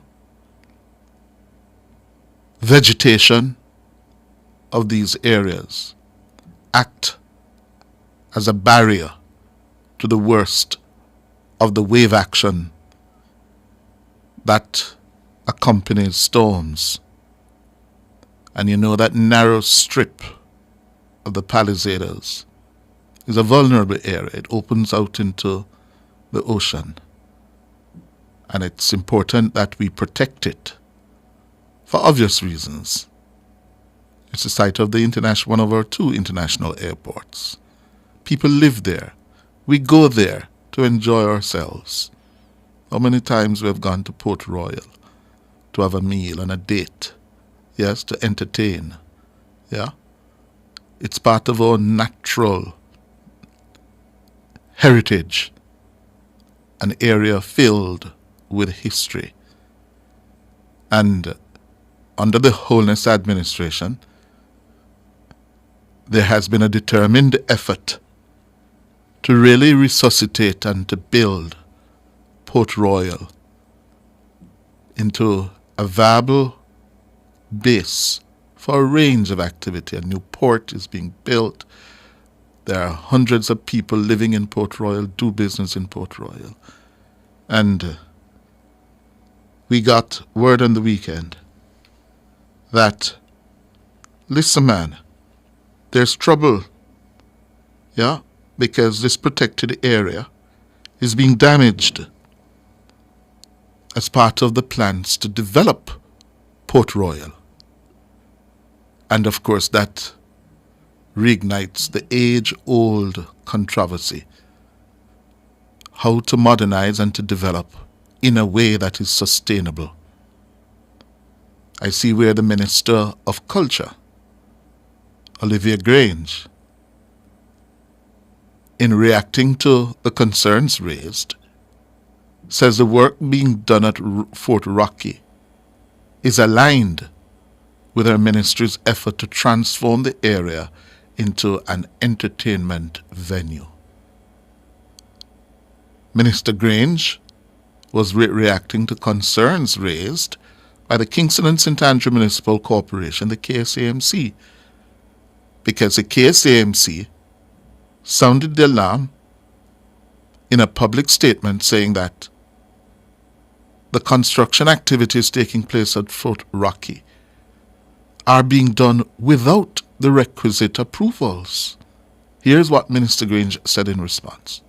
The development of Fort Rocky as an entertainment venue has been years in the making. In fact, Fort Rocky was announced as the entertainment zone. And as Port Royal was built out with the cruise ship pier and looking at other facilities there, we declared the area an entertainment zone, and included in the zone is the Fort Rocky facility. It has been a lengthy process because we took the time to engage with agencies and to conduct an ecological assessment of the site, as well as a survey of flora and fauna and a study of sound and light. That's Minister of Culture, Babs Grange. The works being done there are being spearheaded by the Jamaica National Heritage Trust, a statutory body under the Ministry of Culture. But according to the KSAMC, the terms of the development are yet to be finalized. Yes? And as such,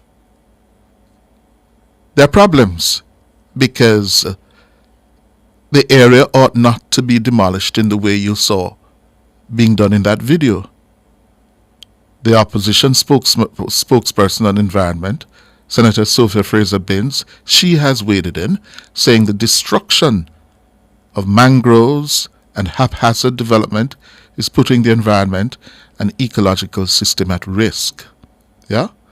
It should also be noted that both the KSAMC and the National Environment and Planning Agency have issued enforcement notices against the development. So what do we have here?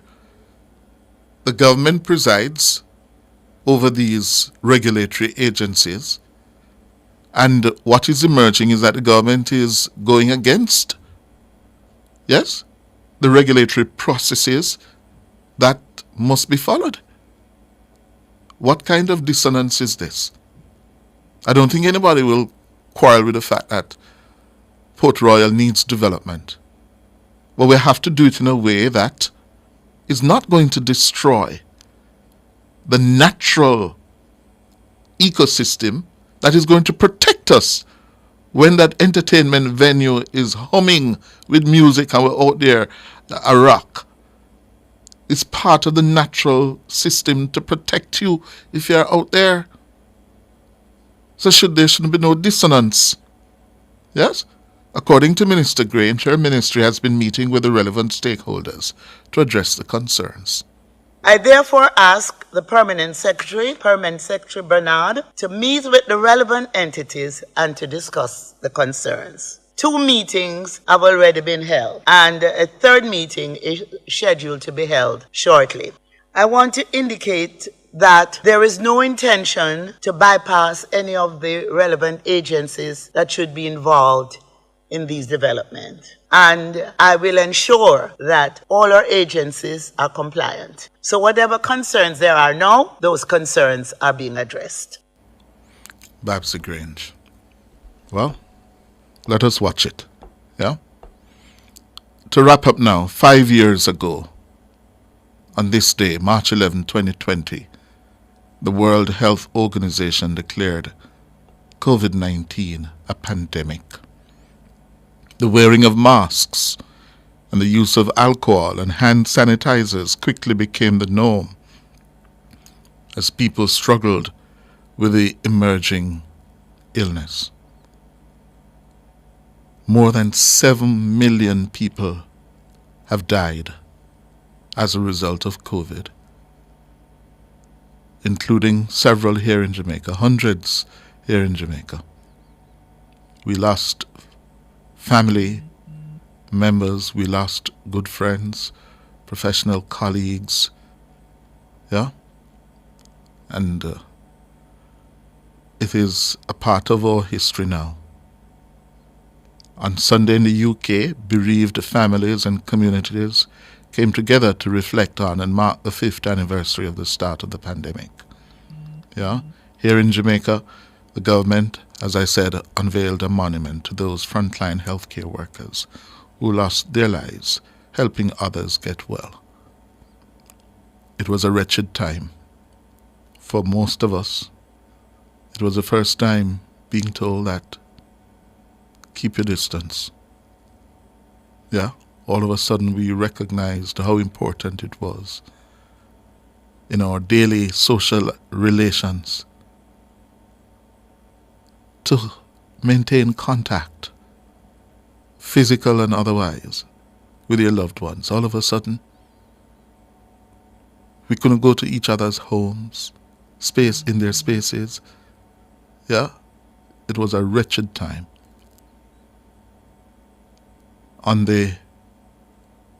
Later this week, we're going to have our own feature reflecting on all Jamaica's experience with COVID-19 5 years ago.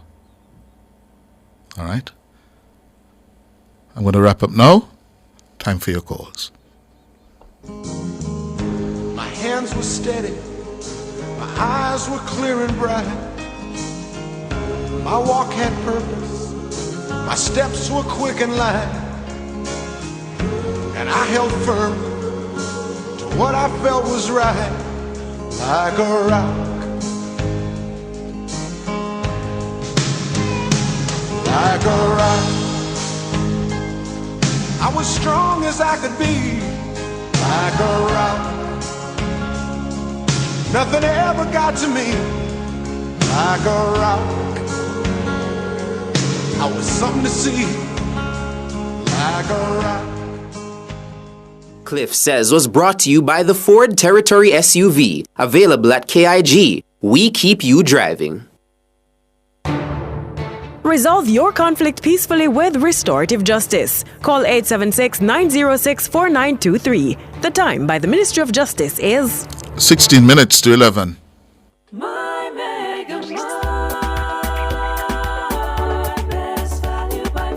With so much to do in one location, make Megamart your one-stop shop. Pick up your groceries and houseware needs, grab a bite and pay some bills. Fill your prescriptions and see the beauty products in our pharmacy.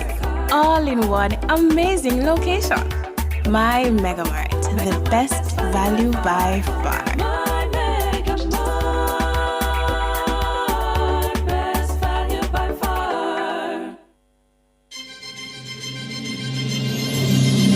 Nationwide 90 FM, the station for the very latest in news and current affairs, will broadcast live the opening budget presentation by the Minister of Finance and the Public Service, the Honourable Favour Williams.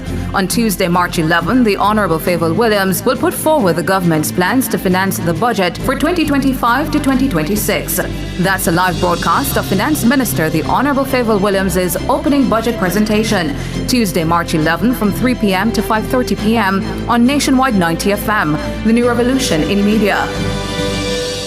Due to this live broadcast, the E-Zone will not be aired on Tuesday, March 11. Our phone numbers are 630-9371, 630-9372, 630-9373, 630-9374, and 618-8255. My hands were steady, my eyes were clear and bright. My walk had purpose, my steps were quick and light. And I held firm to what I felt was right, like a rock. Like a rock. I was strong as I could be, like a rock. Nothing ever got to me. All right, 14 minutes going up to 11. Our first call of the morning, Mac Knight. Good morning. Yeah, good morning, Mr. Cliff. Good morning, sir. How are you, sir? I'm alive and well. You? Giving thanks, man. Very good. Yes, sir. Listen now, we have a problem in the Santa Cruz market here. The 4th of February, them say them have a meeting with me. Because them pull on our stall and say they're going to locate it back up at the top. And them said they're going to do it by state. Them said the cook shop will go around the back of the market and the bar will go on the back and the arcade will come up at the front. Anyway, then come back and them have a meeting with you and them said they're going to have a meeting with you. For tell you definitely we're going to locate. Hold on there, Mr. McKnight. Yes, sir. Yeah, this is at the Santa Cruz Market in St. Elizabeth. Yes, sir. And who is them who come and say them want to meet with you? Who? The mayor and the CVO. The what? And the CVO. We call him CV, whatever name. The CEO, man. CVO. The CEO of where? In Black River. Of what organization? The municipal corporation, what? Yeah, man, to have the No, man, when you tell me a story, you have to tell me the full story, you know, come in and know what you talk about. So you have to talk to me in a way that I can get the full story. Okay? So is the CEO of the St. Elizabeth Municipal Corporation, or what? Right, sir, yes, sir. Okay, and the mayor? Yes, sir, and the councillor. Both of them have meeting with you at one time. Okay. And them told us, all right. Who is the councillor down there? Who is the mayor down there now? The mayor is, when you again, man, cheap, no mistake, I know. So get them I tell about. All right. Yeah. All right, listen. Them tell us, all right, the arcade will come up at the top, and the bar and the rest of it go around the back. Anyway, them after we pull up, we start them the 9th of February. And from the 9th of February, pull it up. And then so they're going to have a next meeting to do it. That's last week, Tuesday. We go for the school at 3 o'clock at the meeting, you know. I went for the school to 3, and we there till about after 5 to 6. Nobody turn up.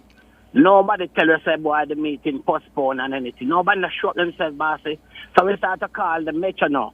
And the metro, them tell us, well, them postpone the meeting. Who is the metro? Who is the metro? The security them I work with them. Oh, okay. So the mayor come and the councillor, them set up the meeting for what, the 9th of February, you say? For the 4th of this month. No, the 4th of March. Right. And then they turn up at the meeting? Nobody turn up at the meetings and nobody tell us that well the meeting postponed. Because we did it until to 6, from 3 o'clock till to 6. And nobody turn up. Nobody say anything to it. And we out of job 1 month now, uncle, because I tell us right now we have pit for school. We have bills to pay, pardon to pay, and we just stand still like that and nobody say anything to it. Nobody tell us, well, we're going to locate there or go there or whatever. Nobody, we call them, they not answer the phone. None of them not answer the phone, bossy. Oh, yes. So it's rough for me right now because every time we have a different So hold on there. So them removing from the market or the arcade? From the arcade party, sir. And we get to understand so them going to put. Hold on. Just go with slowly, no, man. You go you depend rapid. Yes, Tell us. So they shut down the arcade where you would normally sell. Definitely. When did they do that? When did they shut it down? The 9th of February. The 9th of February. Today is the 11th of March. Right. Yeah, more than a month after.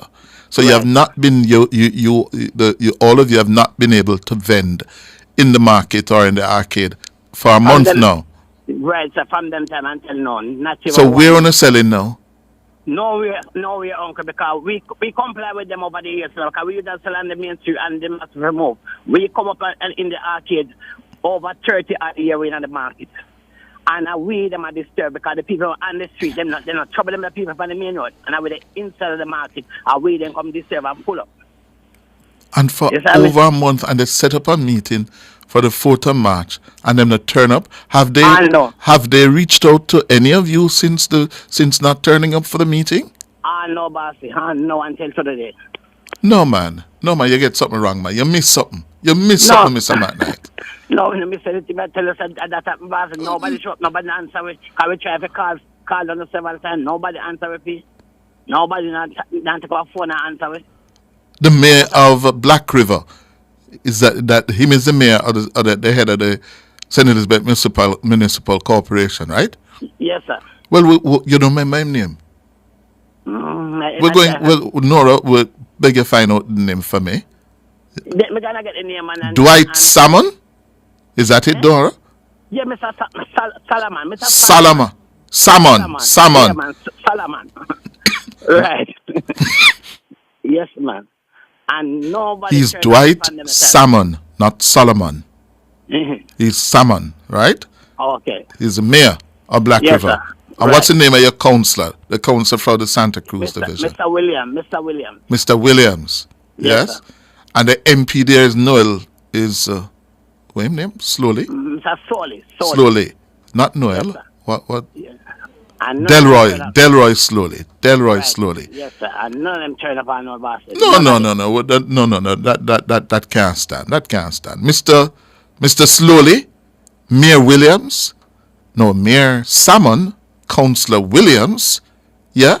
What can go so? Wanna remove the people them, shut down them business. A month now, plan the meeting. Wanna don't turn up. I wanna don't communicate with them to say, listen, sorry, but this is what we're gonna do. I know Mr. Slowly listens to this program. And Mr. Mayor, you can't treat people like that. This is their livelihoods. This is how many vendors we're talking about, Mr. McKnight? Over 150 people went to the meeting and nobody come and talk to us. Oh, but how many of you actually sell in the arcade? Yes. All right, we have about like 30 odd people and our side, different from who sell like normal things. We sell clothes and shoes. Mm-hmm. And the rest of them might sell a normal little stuff like whatever. Then clothes and shoes are normal, Mr. McKnight. No, man, clothes are normal team, man, because right now, we mix up in the food part and everything. Food and clothes mixed together, And that's why them say them are moving and put up at the top. And put the bar on the back and put the people inside of the market. So a different kind of stuff sold there. Everybody you just sell now one piece. Clothes, food, everything. Mm-hmm. So come now we try to liquor and say the food and clothes can mix together. Mm-hmm. You understand? Because when the rubbish them pile up, then the breeze a blow and a pair rubbish a blow up and they close them and that's going to rest. So we have to complain to them about it. So now them come and say, right, they're going to move us and put up at the top of the arcade and put the bar them around at the back and put the restaurant around the back. Yes. So we look outside that going to happen. I want to complied with them by stopping and going to the meeting. Right, sir. And nobody show up, sir. No. Mr. Mayor Salmon, the mayor of Black River, this is how you treat your residents of St. Elizabeth? Huh? Really bad, man. The councillor for Black River is Dwight Salmon, but the mayor? So the councillor for Black River is Dwight Solomon. Right. Salmon. But the mayor is Solomon. So you were correct, Mr. McKnight. The mayor is Solomon. Yeah, the wise man. But this is not wise behavior here by Mr. Solomon. Yes? And we have to call them out for you, Mr. McKnight. You can't do this, man. It's pressure reach a boss because we have to go to school. 6 of them now. 6 me have to go to school, the boss. Oh, you have so much? Boy, I don't know, but the girls don't give me them, so some of them just work with them. Then you don't know for pad up. Boss, if I never pad up, man, I get more than that, boss, man. And how you take care of them? Then that my try to show some boss right now. It's really rough for me. That's why I have to call you up to see if I can give my helping hand towards it because we can't sit down to boss the goods and pack up in the barrel and did the out for dry rotten power now because if they not sell them out and then dry rotten. Mm-hmm. You see what I mean? Yes. Because people them lock we down and we have to carry a store and we have to pay stores to keep it. You understand? Now we're not working. You see what I mean? We have partners for $13,000 a week per partner. Your savings that? Your partner, your savings? Even like a savings fee, and if you fit them get sick, we can run and beg them a jar and get away or something like that. Yes. You understand? If you want something to buy and they might give a jar and buy like a good same way. Mm-hmm. You see me? That's how we try to survive. And that shut down now for 4 weeks. That lockdown fee, and nobody talk to us from them time. No. It's really rough time with pay. Really rough time with bad. Yes, I can understand. We comply with them and them not comply with me. Yeah, shame. You see me? Shameful for the leaders of the St. Elizabeth Municipal Corporation, the councillor, MP slowly. Yeah? What kind of behavior this? Not nice, man. No. So, uno no go on the road? And that to also do not pay, that's why we try to call up to find out what I want. So that's why we say we want to know what I want. Because even in normal times, when you're going through Santa Cruz, it's very, very busy. And both sides of the road, yeah? From you get to the lights having left steps, yeah? Definitely. You have a lot of vending going on both sides of the road. So and them not trouble, them the people on the road fear with the inside of the market, and we don't get problem. And we are already inside here. We're not left on the road, we're inside of the market. Yes. Yes, man, it's like we didn't have to pull up our business place. Nora, you have to work your magic. We're calling out the mayor of Black River, the councillor for the Santa Cruz division of the St. Elizabeth Municipal Corporation, and we're going to ask for the MP. I know that the MP doesn't have any standing here, but he can advocate for the vendors in the arcade. Yeah? Yes, so, we not complain to Mr. Slowly?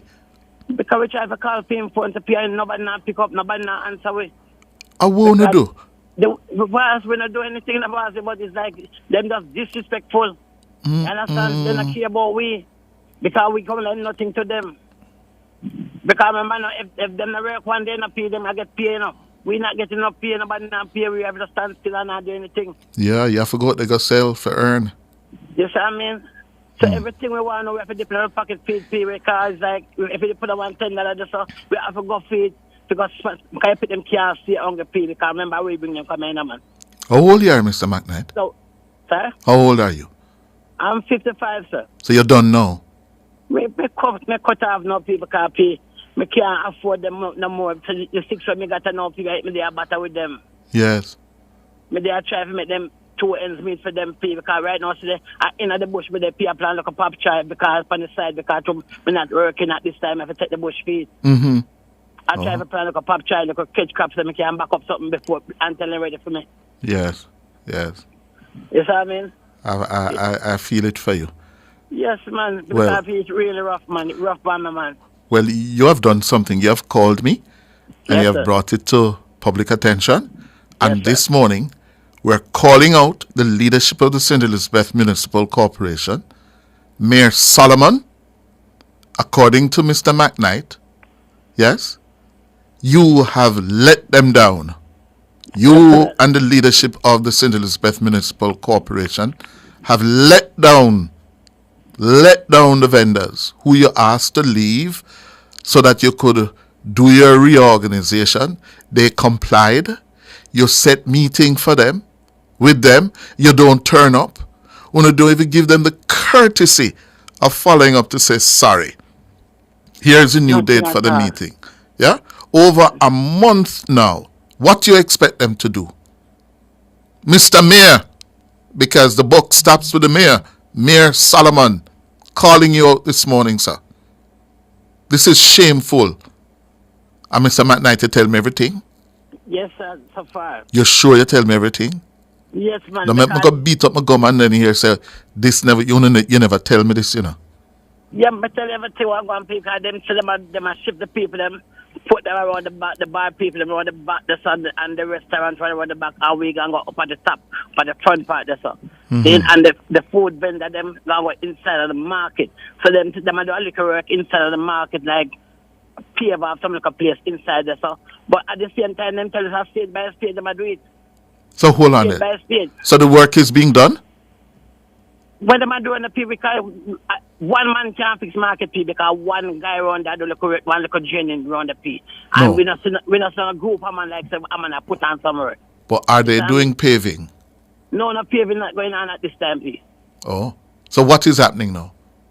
One guy there on the back, I got to like to take with the water from around the back. Oh. You see what I mean? Because run on the back there's no pay.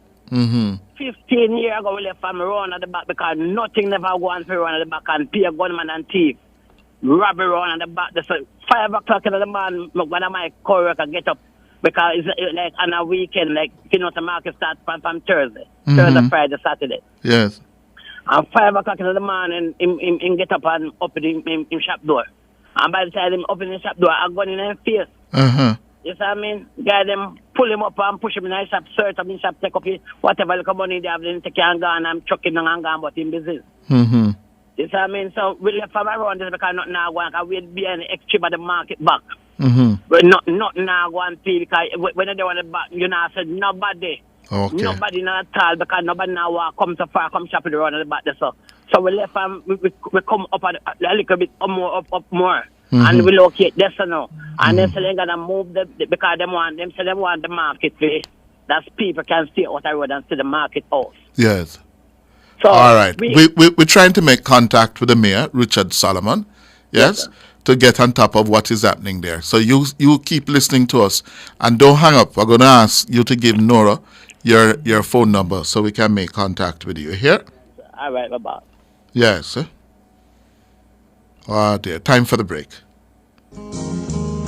My hands were steady, my eyes were clear and bright. My walk had purpose, my steps were quick and light. And I held firm.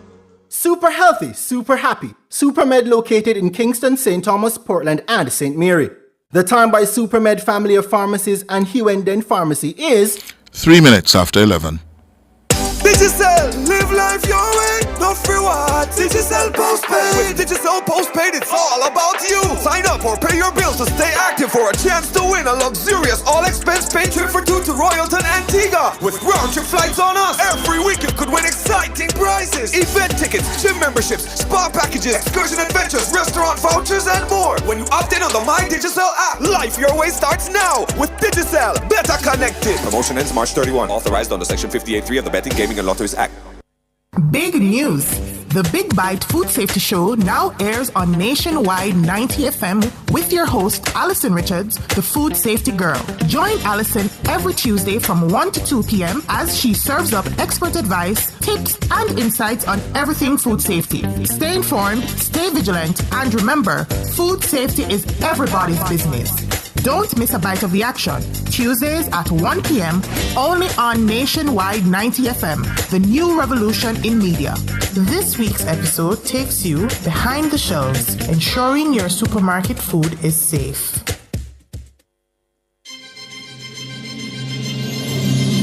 Nationwide 90 FM, the station for the very latest in news and current affairs, will broadcast live the opening budget presentation by the Minister of Finance and the Public Service, the Honourable Favour Williams.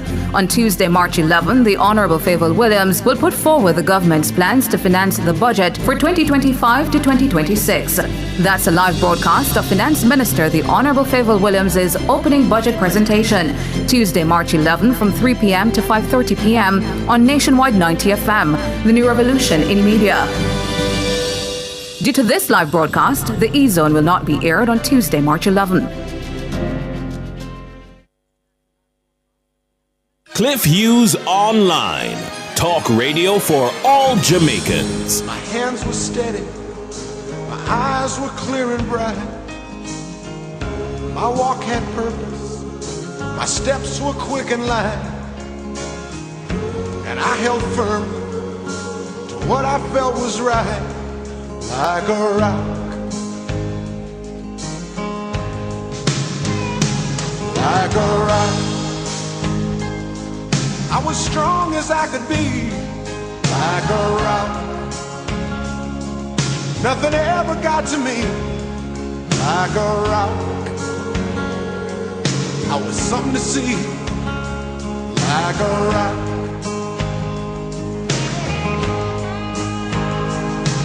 And I stood arrow straight, unencumbered. 6 minutes after 11.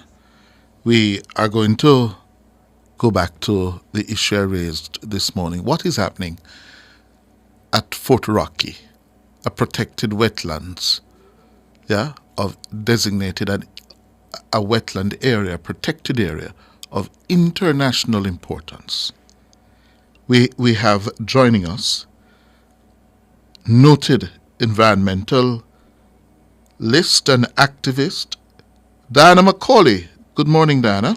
Hi, Cliff. How are you doing? I'm all right. How are you? No, it have been better. You're not enjoying your retirement. Can't seem to retire. It's very depressing. We also have a director of the National Environment and Planning Agency, Anthony McKenzie. Good morning, Mr. McKenzie. Good morning, Cliff. Good morning, Mr. I trust I find you well. Yes, I'm good, thank you. Good. First of all, Diana, I've been reading and following the posts about Fort Rocky. What is happening there? Are they really devastating, destroying that area? Well, it certainly seems so to me. But just to correct what you said in your opening remarks, it's the whole Palisades Strip that is a protected area, a Jamaican law, and a wetland of international importance, not the specific area around Fort Rocky. Okay. But Fort Rocky sits in a conservation zone. The whole protected area has a management plan which zones it. Mm-hmm. And the Fort Rocky area sits in Conservation Zone B, and there are specific prohibitions against what happened out there. The removal of sand, dunes, rocks, plants, a list of things. Mm-hmm. So what happened out at Fort Rocky is in breach both of the protected areas legislation, which would require a permit for any such activity to take place, and breaches the management plan. Mm-hmm. And so the really concerning part about this whole thing, well, there are just too many to go through, but the one that really concerns me is that this action was done under the auspices, powered by, to quote their advertisement, another state agency. And we have a long history of this happening. Last night I was trying to make a list of all the times it has been some other state agency that has breached the environmental laws, and how lackadaisical NEPA has been in response. But my memory wasn't up to it, and I ran out of paper, Cliff. It's been a lot of those cases, right? Uh-huh.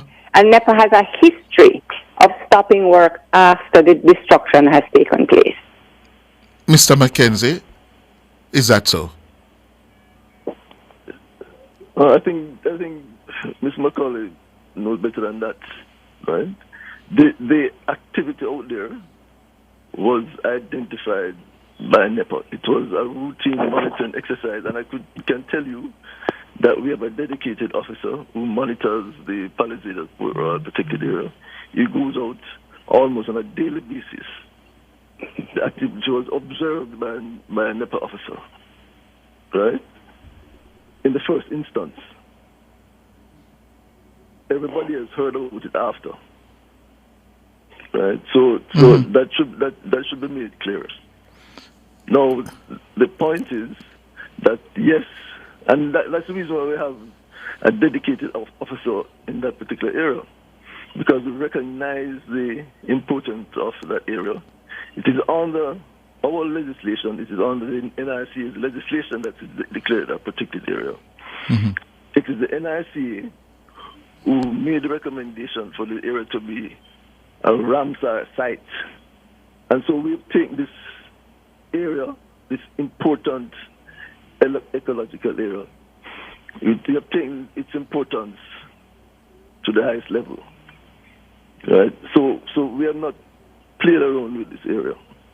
So, except it was still destroyed, Mr. McKenzie. Hold on, Diana. Seems to be. Say that again, Mr. McKenzie. No, we are not playing around with the importance of this area, and that is why we have specific legislation relating to it, and that is why we have designated it a Ramsar site.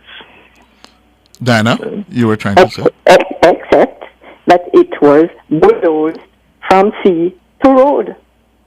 So yes, your monitoring person saw it, and yes, a stop order was issued, Mr. McKenzie. More than one enforcement action taken, as far as I can gather. Although there's been no. One moment, Mr. McKenzie. Hold on, Mr. McKenzie. Mr. McKenzie. But the place was still flattened from sea to land, and that is what I'm objecting to. Go ahead now, Mr. McKenzie. No, but that's why I'm making the point I want to clarify. That Diane is saying that we're doing the thing after the fact, right? And we took action because of what took place. Now, the substantive matter is that the Fort Rocky Just to be clear, Mr. McKenzie, I need to be clear. You said we took action before or after the place was flattened? No, we took action once the observation was made. What observation? The clearance that was taking place. And what action did you take?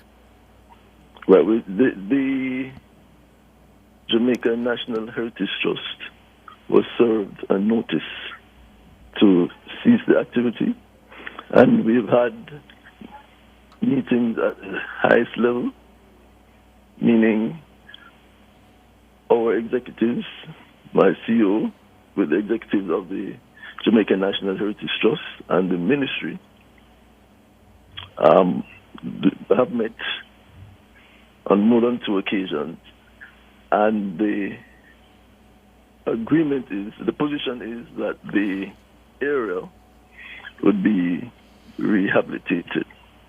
So this is a sand dune that had dune vegetation. Vegetation was cleared, and what was requested is that the area be rehabilitated. And what does that mean? Practically? That means that, okay, so, and I just need to go back a little bit to put this into a little bit of context. Now, the Fort Rocky was discussed, and I'm talking about from 2017, as a possible entertainment zone. The NRC, TCP, having reviewed the request, gave its approval conditionally for that site to be entertainment zone. Like other sites, a couple of other sites were considered at the time. And we recognize that it was located in the area that it is, as Ms. Macaulay said, it's in a conservation zone of the Palisades protected area. And so it was necessary that we had the necessary guidelines to support the objectives of this particular conservation area. And so various studies were requested. Of note, we have a key endemic species that we monitor on a regular basis in that particular area. Our sea turtles, right? I mean, we know they're impacted by light, and there are other species that would perhaps be impacted by noise and so on. So we requested a fauna and flora assessment and survey, a sound and noise study, and some other studies to include also monitoring program and plans and as well. So those were requested to inform, I suppose, guidelines that would be established that would be put in place to meet the objectives of the area as a conservation zone, but also facilitate entertainment. Now, Ms. Macaulay referred to the fact that there are activities that are allowed and not allowed. Yes, the conservation zone is just that. Activities that would create a footprint that would allow for the removal of vegetation, the clearance of dunes and so on, are not allowed. Activities that would be allowed would be activities that have a low footprint. So, of course, recreation, jogging, trails, if the area is to be used for research, and that low impact type of set of activities. Mm-hmm. The guidelines for the management plan supports that. It supports also the matter of entertainment and recreation. So, Dana, you want to come in? Well, I guess I want to ask, right, what was it, if we were going to have parties at Fort Rocky, which is what has transpired, right? What was the requirement for parking, Mr. McKenzie? Because clearly parking could not have taken place there without the kind of disruption that we have seen. So what did NEPA require? What are the conditions NEPA put on having large parties at Fort Rocky? Okay, so the discussion at the time was that parking and any major auxiliary activity would take place at other locations. So parking would be at could be, for example, up in the vicinity of the airport. Right? I mean, I perhaps would not be in a position to speak specifically to that. The Jamaican National Heritage Trust could speak to that. But the idea was that the party would take place at Fort Rocky and parking would be at other locations. Right? If you understand how, if you've ever been to Fort Rocky, Fort Rocky, Mr. Mackenzie, don't call it walk like a rocket. So people can be accommodated inside, in the boundaries of the walls. Yeah, so the parties would be in there. The idea is that the parties would be in that location, and so the usual discussion about parties in Kingston affecting people and the noise and so on, the idea that would be sort of in some distance away. In terms of noise, the studies, the work that was done, the work was done by Conrad Douglas and Associates. They modeled the noise impact and sound impacts and all of that technical stuff and made recommendations. Right, but parking was not supposed to occur there. That's under NEPA's law, NEPA's requirement. How do we come to this position where a very large area has been bulldozed for parking? That is what. Well, I mean, you can, Ms. McCauley, you can say it was bulldozed for parking. I am not in a position to say that it was bulldozed for parking. Right? I know the site is clear, what did and we have it said bulldozed for? that it needs to be rehabilitated. They've been clear about it. Yeah, and we're working with the working with the Mr. Mackenzie, hold on. The Jamaican National Heritage Trust in that regard. When you say it's prepared for rehabilitation, would rehabilitation not preclude the wholesale bulldozing of the area? No, when we say rehabilitation, okay, so it's a sand dune. Yes. And the dune and the vegetation, that the information on that has been documented. Right? Yeah, but what I'm trying to understand, you can help me here, Diana. If you're going to rehabilitate the area, yes, you don't bulldoze everything. You go and you meticulously remove what you have to remove and replace it with whatever. You don't. The rehabilitation. No, that's what I'm saying. No, I'm saying it was bulldozed. Hold on, Diana. Hold on, Mr. Mackenzie. Diana. The rehabilitation has only come up in a response to the bulldozing. Oh. It is because the place has been bulldozed, as I say, from sea to land, that now we're discussing rehabilitation. And if you think about it, Cliff, I don't know who paid for the bulldozers who are out there, right? Whether it was the National Heritage Trust or the promoter. But taxpayers are going to have to pay for that rehabilitation.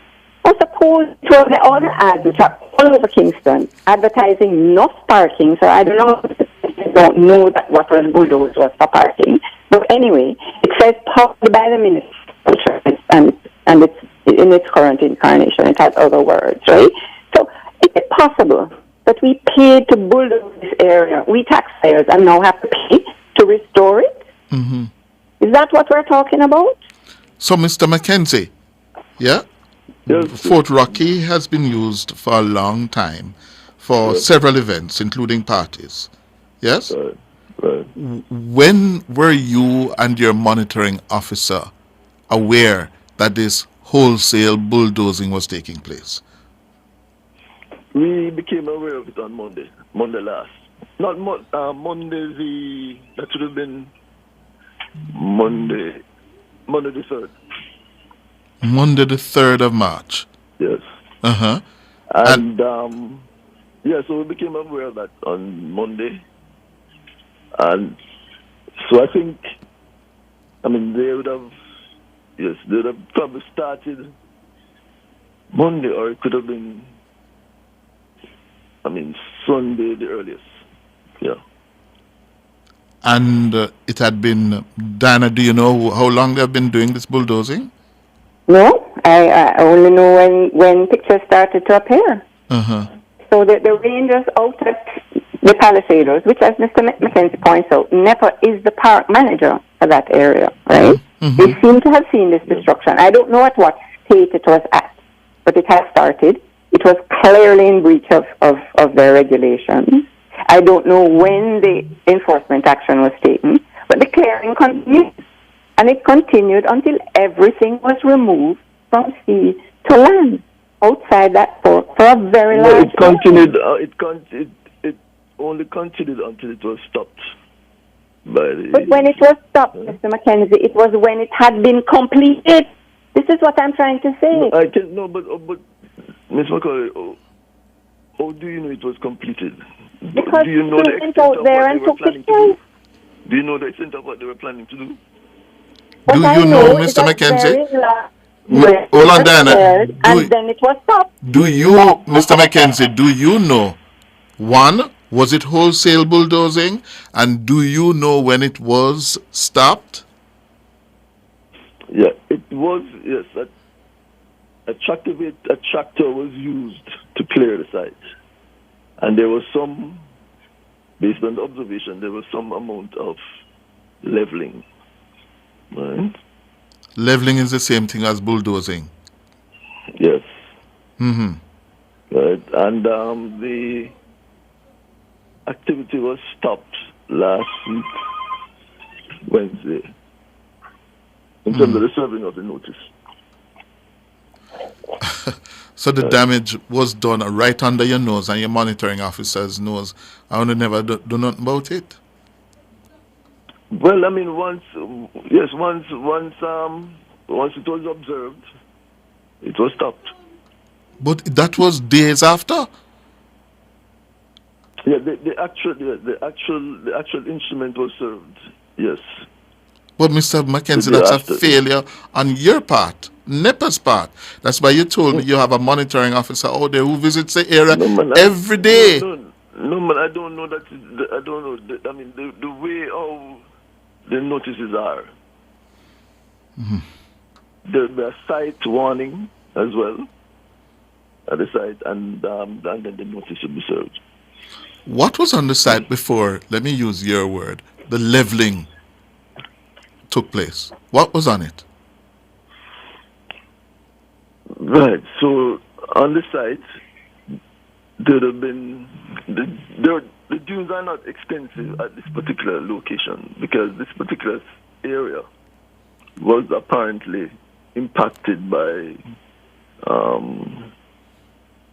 human impact is evident at this particular location.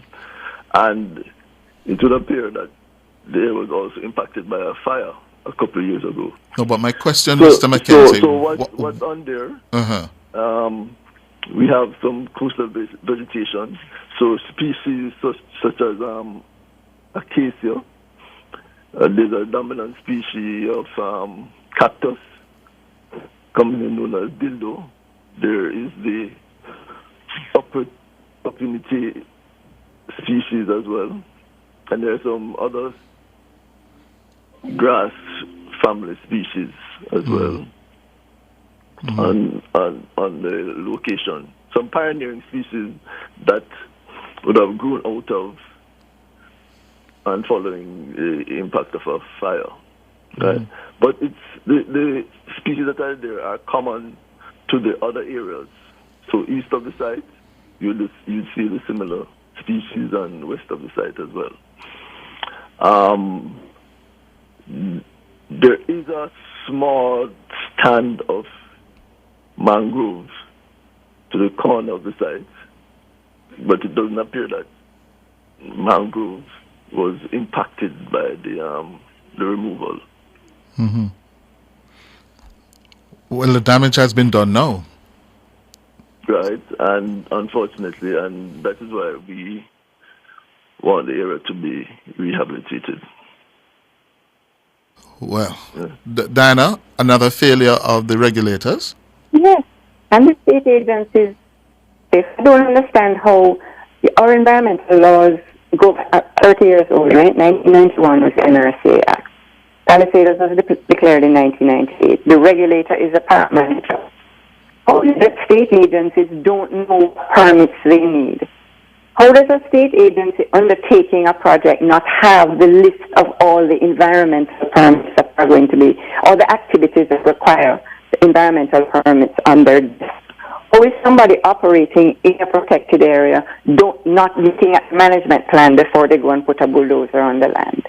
It just speaks to a complete lack of care for these issues. It speaks to that we are willing to talk about environmental protection and sustainable development and climate resilience and all these wonderful words from a podium. But when it comes down to actually what would be required to act in this way, we fail every time.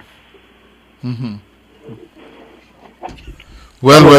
As I said, Cliff, in terms of Fort Rock itself, yes, sir. The agency had given an approval for the site to be used as an entertainment zone. Right? What was not given was for the clearance that we have seen. Right? And we're working with the JNHT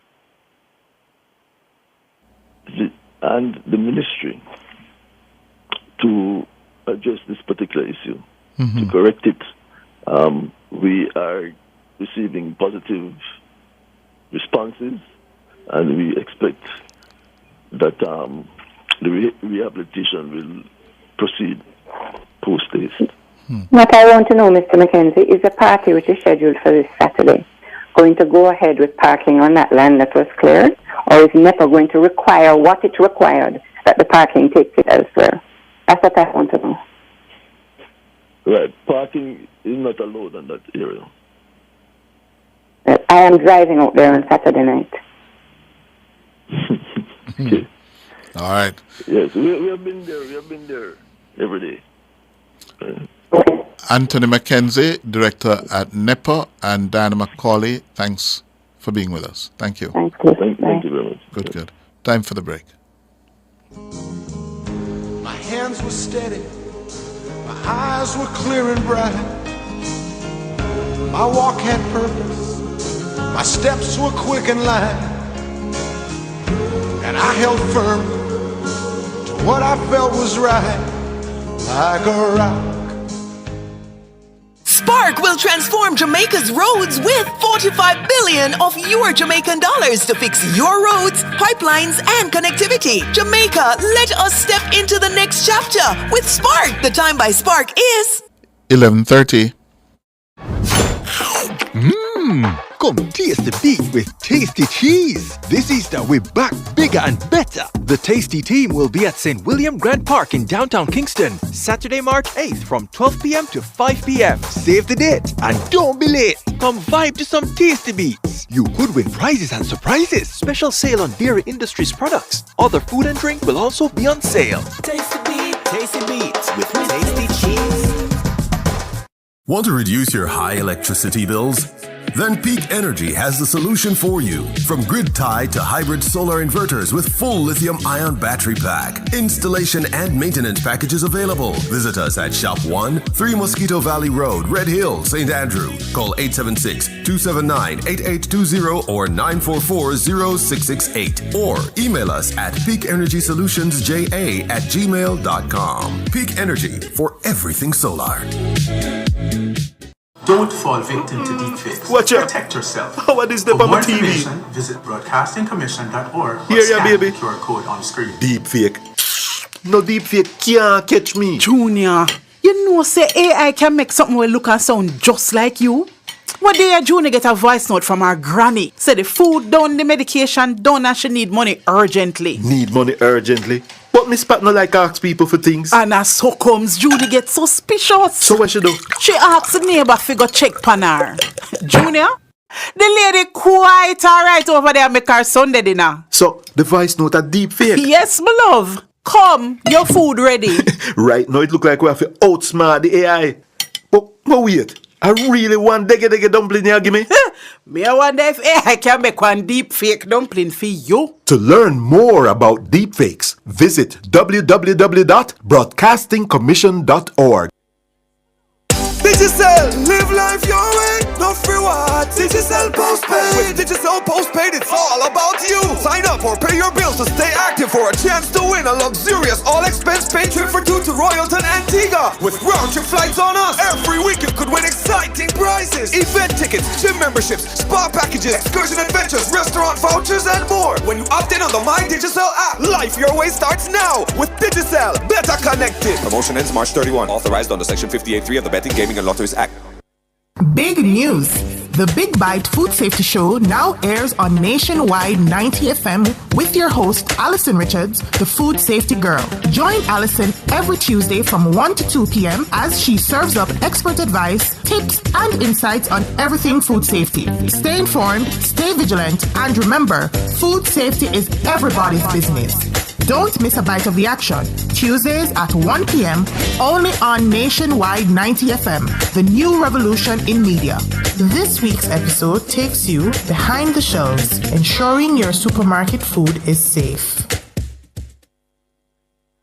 Our phone numbers are 630-9371, 630-9372, 630-9373, 630-9374, and 618-8255. My hands were steady, my eyes were clear and bright. My walk had purpose, my steps were quick and light, and I held firm. 26 minutes going up to 12. Nephew, good morning. Morning, Cliff. Morning, sir. How are you? Not too bad. A little touch of the flu, but doing well same way. Very well. The station announcing that they will bring the budget presentation this afternoon. I is of the feeling that we are going to witness this afternoon the greatest finance minister this country has ever had since independence. I don't know why, but I just feel like Miss Favor Williams going to do an excellent job, and moving on forward, she will be the best. I see Mr. David Crawford is saying that he's waiting on the budget presentation for she to fail. But he's a man who don't have confidence in the Jamaican women. A lot of us believe that women is not able to do certain jobs. But I have a lot of confidence that Mrs. Favor Williams going to do a great job this afternoon in the Parliament, and she's going to make the entire Jamaica feel proud of her. What say about you, Cliff? Well, I am a little bit more cautious than you. I would not elevate her yet to being the greatest finance minister. There's nothing there to substantiate or to support that elevated position. Yes, as I've said, I know Favor is going to come, and she may very well surprise us. If she get any support like what Nigel Clark get a lot of support, and if she gets anything like that support Nigel gets, I am betting that just like how Shelley and Fraser is the world's greatest female sprinter, and we have the fastest woman alive over the 100 meter and the 200 meter, we're going to have the best finance female minister in this entire world. I just have that feeling, and I'm prepared to take a bet on it. And also I would caution you as well, nephew. You can't become the greatest finance minister after one budget presentation. Well, you get signed. You get the sign. No, it's more than signs. To be elevated to being the greatest, Yes. you have to deliver. Yes, that will. Yes. That's going to happen. So don't push up your hopes so high. Yes? Why we men, you men, don't believe in our Jamaican women, despite the fact That's that not true. No. Not because I'm not prepared to go there yet, which means I don't believe in favor. they No. outshine we boys in the classroom. Speak for yourself, nephew. You know, prepared to go down that road. No, I am prepared to go down that road. But I said, speak for yourself about outshining we boys. Yeah? They do better when it come on in taking care of the children. Certainly. They do better when it come on in saving. Yes. Why we can't believe that they can go? No, but nephew, the point I'm making, you asked me a very specific question. Yes. About her being the greatest finance minister. I'm saying it's much too early to go there. Let us see what she does today, in the coming days, the coming weeks, the coming months, possibly the coming years as finance minister before we come to that conclusion. That's far too premature. I know the PNP have a And I would have told you the same thing if it were a Nigel Clark making his first presentation in his first months of his tenure. We just didn't know. When we heard about Nigel Clark, we all know that Nigel was bright.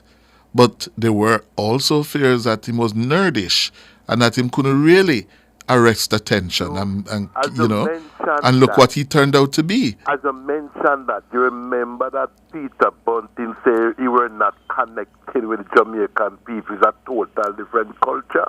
No, Bunting said he was from the black aristocracy. Yeah, that's how Bunting characterized him, and I think he lived to regret that. Thank you. Yeah. Thank you. But I can't see in the future, so I can't elevate her yet to that position. Well, as a countryman with the cock crowing in the background, telling me that I'm perfectly correct.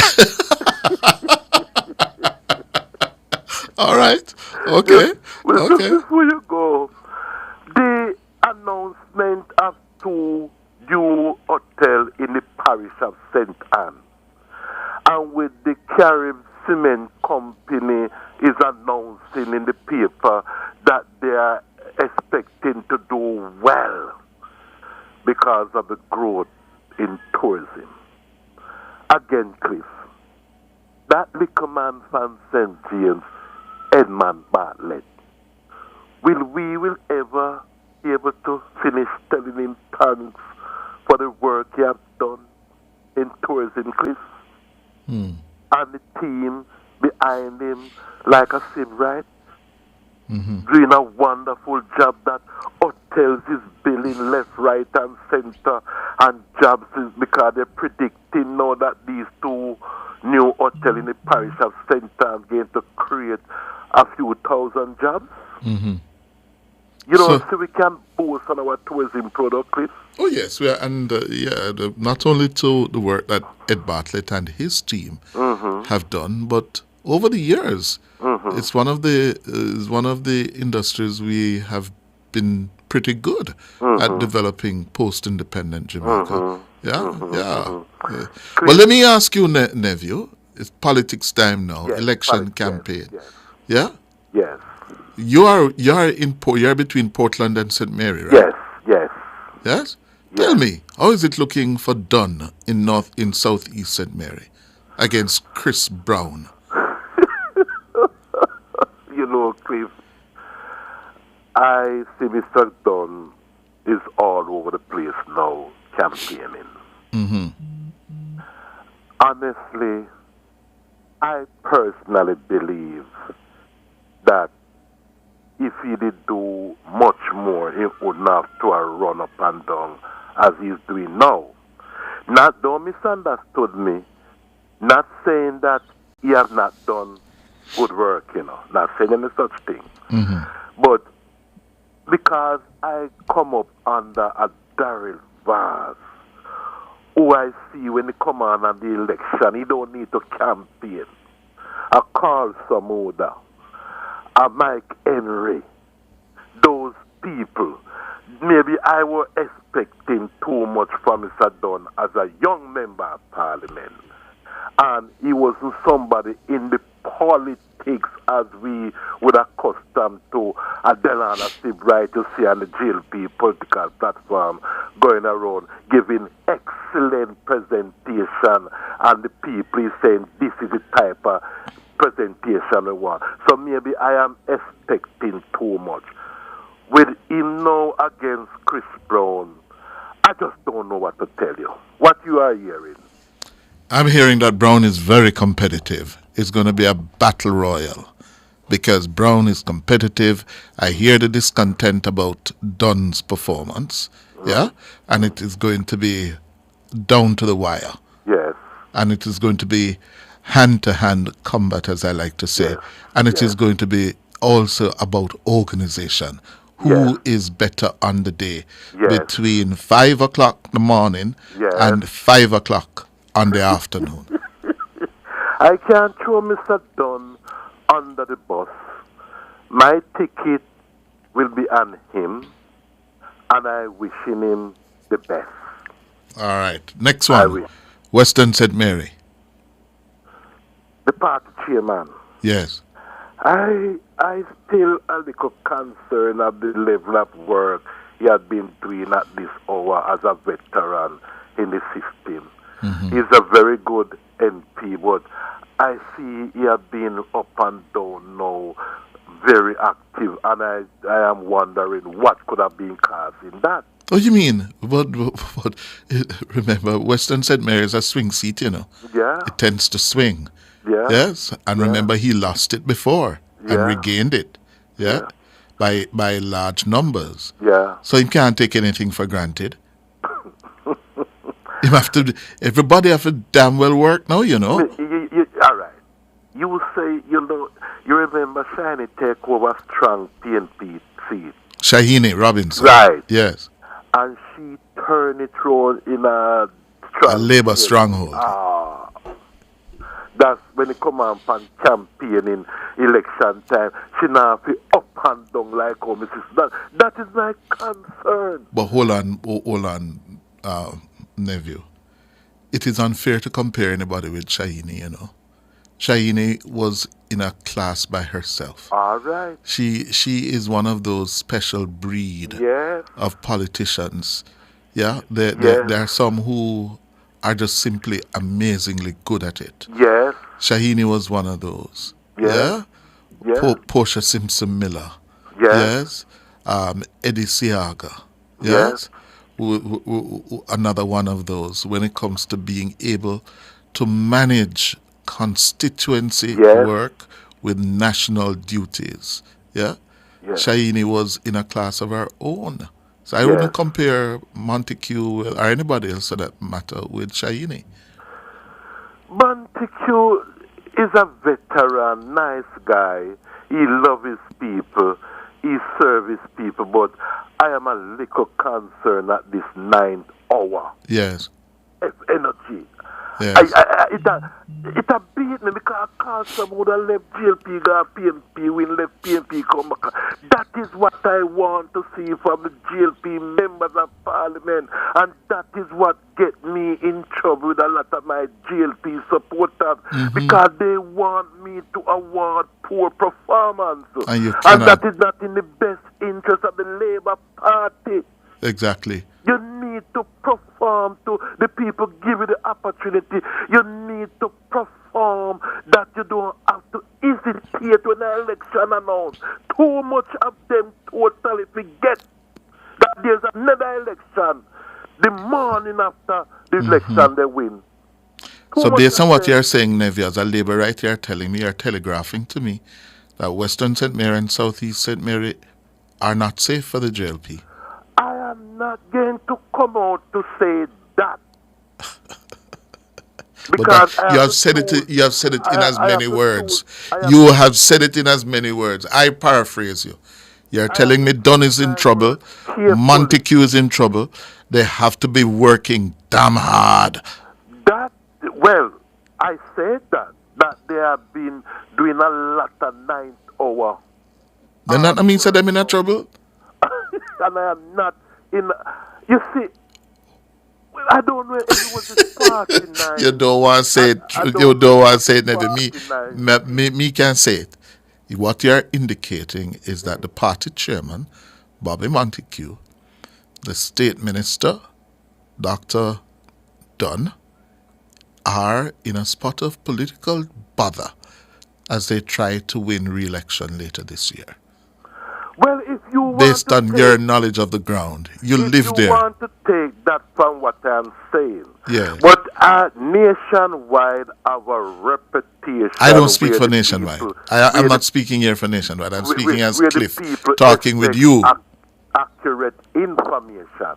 Mm-hmm. And I cannot just come here and say, oh, it is all over. No, I don't ask you. I didn't ask you to say that. I say, what you're picking up on the ground, and you tell me that they have to be working hard at this 9th hour. Are you getting that information also independently to that they have been on the ground doing a lot of 9th hour work? No. Well, for the moment, you get the impression or the understanding that Chris Brown have a shot. That would tell you that they have work doing then. Yes, I hear, as I said, I hear Chris Brown is taking to this thing like Dr. Water and is proving to be quite competitive. Yes. And I don't believe Chris Brown should have any chance against Dunn. I don't think it shouldn't. It should. Mm-hmm. Because Mr. Dunn get a seat in which the people believe in him as a not to be born. Mm-hmm. A young man who used to sell bag juice at the Natabia market gate. Mm-hmm. And he gave him a chance. But I believe that he fell a catch here and there. Mm-hmm. And saying it doesn't mean I mean any harm. I think it's in the best interest of him. Mm-hmm. Me personally, honestly speaking, I've been disappointed here and there. But I am not going to throw him under the bus. It is there. I hear you, nephew. You have said enough. Yes, I hear you. According to Labour Party activist nephew, Dr. Dunn and Bobby Montague, the party chairman, yes, are under pressure in their constituencies. I can go on the beach on election day and don't worry about West Portland, Darrell Vaz. And Marie Vaz in East Portland as a first-time MP is doing a great job over in East Portland. But you can't say the same thing of Dunn and Montague. Thank you very much, nephew. You have responded. Thank you. Time for the break. My hands were steady. My eyes were clear and bright. My walk had purpose. My steps were quick and light. Furnitureland at 112 Constant Spring Road is Jamaica's premier furniture retailer when searching for stylish and elegant pieces for your home. The time by Furnitureland is 10 minutes to noon. Fall in love with a new Mazda. From now until March 31, drive away an elegant CX-60, a majestic CX-90, or a nimble CX-5 and get a 2-year service package, 1 year free insurance, free license and registration, plus free window tinting. Conditions apply. Give in to temptation. Visit Executive Motors today. Mazda. Love at first drive. Nationwide 90 FM, the station for the very latest in news and current affairs, will broadcast live the opening budget presentation by the Minister of Finance and the Public Service, the Honourable Favour Williams. On Tuesday, March 11, the Honourable Favour Williams will put forward the government's plans to finance the budget for 2025 to 2026. That's a live broadcast of Finance Minister the Honourable Favour Williams' opening budget presentation, Tuesday, March 11 from 3 p.m. to 5:30 p.m. on Nationwide 90 FM, the new revolution in media. Due to this live broadcast, the E-Zone will not be aired on Tuesday, March 11. Cliff Hughes Online. Talk radio for all Jamaicans. My hands were steady. My eyes were clear and bright. My walk had purpose. My steps were quick and light, and I held firm to what I felt was right, like a rock. Like a rock, I was strong as I could be. Like a rock, nothing ever got to me. Like a rock, I was something to see. Like a rock. 8 minutes going up to noon, and I see you all on the chat, the YouTube chat. Yes, about me drying out nephew. That is my job. Yes, I have to ask the questions. Yeah, and nephew, I try bob and weave. But you get what him say. Yeah, Montague and Dunn not too right, not too safe. Yes, and in contrast that with Portland, where the vase is, him say, good. You can't say the same thing about Montague and Dunn. Trouble day.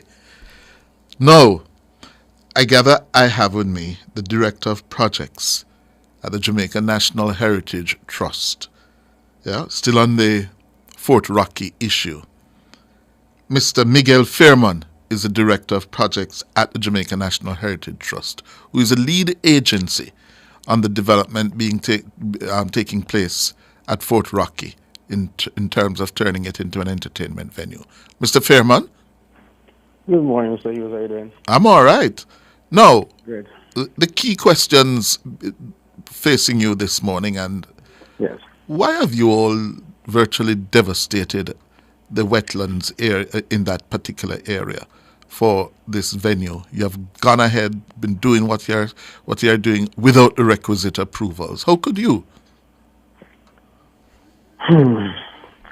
Mr. Hughes, you steered the question towards what the public perception is, and I just want to thank you very much for having us.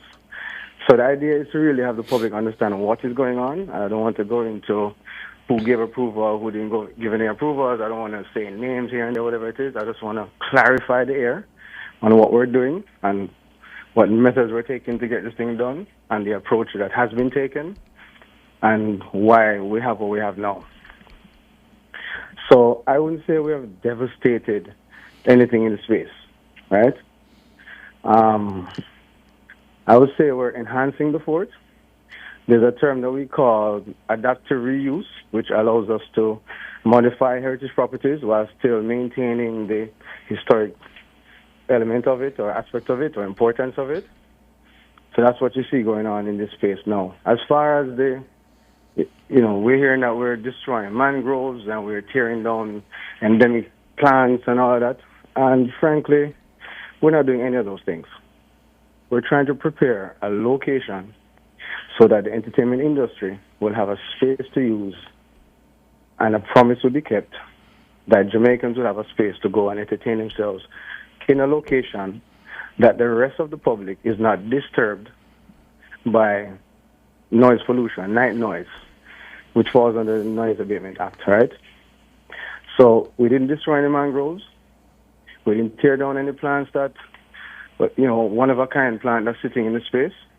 What we did was we cleared an area that was being mainly used for a garbage dump by whoever is driving around dumping stuff at nights. We were told exactly what plants could be touched and what shouldn't be touched. We had the consultants look at the spaces and told us what areas were great, what areas were not good to be touched. We didn't touch any of those.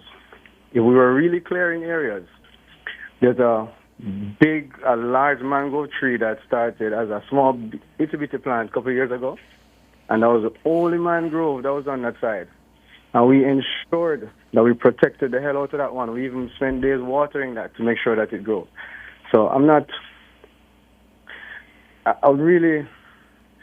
lot of people just been talking about it, but if you look at the before and after pictures, we did clear some acacia trees, so you can't have a fort as an entertainment zone. We have several bus bays in place for shuttling services because we know that we're not going to have parking in the area. There's no way that could be used for this massive parking lot. It's really a recreational space to support the facility that we're creating. So what we're hearing then is not true, that the place and what the pictures we're seeing, that the place has been bulldozed. We see the pictures. The place has been cleared. The topsoil has been cleared and some bush has been cleared from the space. But we're not damaging the environment or tearing off the mangroves and the protected species. All that stuff was done. We did several consultations. I mean, we started this thing from 2019 or a little bit before, where all the agencies were on site with us. We all know the plans. These are not secret plans that we just said, let's do it now. So why haven't you secured the requisite approvals from the KSAMC? Well, what we're doing is we're not building a fortress. A fort is already there. What we can say is that where we might have fell down on is one building that was in the middle that we were kind of, we decided not to take it down because we wanted to keep the viewing tower in place. But while working on site and I guess, the movements of the machines on site, we did have one of the columns kind of, shift away and tumble. So they themselves came on site and said that's a very unsafe Well, building. Mr. And Fairman, you can't now. have it both ways. NEPA has now issued you with an enforcement notice. Yes. The KSAC come out and say you have failed to get the requisite approvals. Yeah. The two things can be right. Listening to you and what has been. Well, we can say that we have a new mayor that is probably not wasn't given the full information of the meetings that were held before. He did give some great recommendations on site and actually offered to help us to do some testing of the structures there and structures in other locations. We would just. I'm not seeing the angle that the public is taking this or where the bodies are taking this as a reasonable angle to what we're trying to achieve. But it's not so difficult. The Kingston and St. Andrew Municipal Corporation says you have failed to apply and receive the requisite approvals for the construction activities, which is against the law. Yes? Your own NEPA, NEPA, says they now have to issue an enforcement notice. Yes? And that should not happen when it's two state agencies. So what I can say is that in relation to all of this, right? All the meetings that we've had on site, we've had the consultation meetings before all of this happened, when this was just a thought. We had Mr. Fairman, I'm sorry, but we have to go bring you back because it's time for the news. I'm right up on the news. My producer will speak with you and arrange when we can bring you back. It's now time for the hold the line for us. Time for the world at noon. My hands were steady, my eyes were clear and bright. My walk had purpose, my steps were quick and light, and I held firm to what I felt was right, like a rock, like a rock. I was strong as I could be, like a rock. Nothing ever got to me, like a rock. I was something to see. Nationwide 90 FM, continuing the tradition of fair, fearless, and factual reporting. Clear your barrels and personal shipments with ease and convenience. Request a customs contactless clearance today through CCP at jca.gov.jm. The time by the Jamaica Customs Agency is a minute after 12. The News at Noon teasers are brought to you by AnyBet, your best bet. It's credible and factual. The World at Noon on Nationwide 90 FM.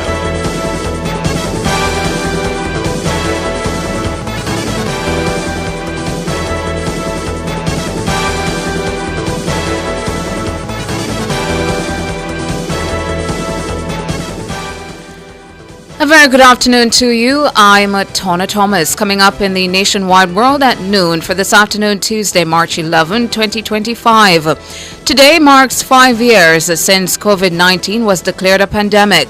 Veteran reggae singer Coca T has died. Sociologist Peter Esbute says all donors should declare election campaign contributions. Why there has to be a threshold? If you're giving to a politician, then you must declare what you give. And if a company is doing it, you can't hide it in your audited financial statements. Cleanup underway at Leeds primary following Sunday night's fire. In regional news, FBI has joined the search for a 20-year-old college student who went missing in the Dominican Republic nearly 1 week ago. In international news, construction workers started dismantling Black Lives Matter Plaza in Washington, D.C. on Monday.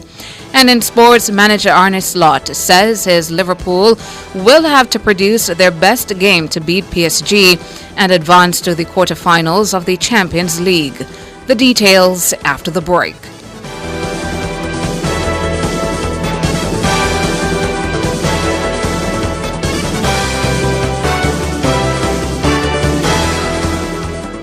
The News at Noon teasers were brought to you by Anybet, your best bet. If it's news, it's got to be Nationwide 90 FM. The Midday News is brought to you by Total Tools. Every tool, every trade.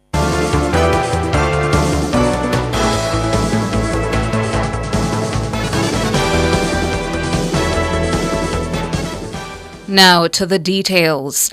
5 years ago today, on March 11, 2020, the World Health Organization declared COVID-19 a pandemic.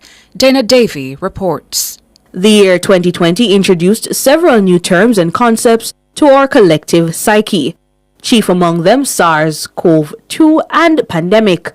SARS-CoV-2 refers to the severe acute respiratory syndrome coronavirus, the strain of the virus that causes COVID-19. It plunged entire societies into fear and panic. Borders closed. Mask mandates took effect, as did curfews and strict social distancing rules. The use of alcohol and hand sanitizers became standard. Some businesses transitioned to remote work for most employees. Those that couldn't either shuttered entirely or absorbed the losses of a protracted hiatus. Schools went exclusively online. 5 years on, the coughing and wheezing have largely abated. The mandates and curfews have all but disappeared, but the scars remain. According to the World Health Organization, more than 7 million COVID deaths were recorded worldwide as at February 23 this year. And there are more than 700,000 active cases in 229 countries and territories.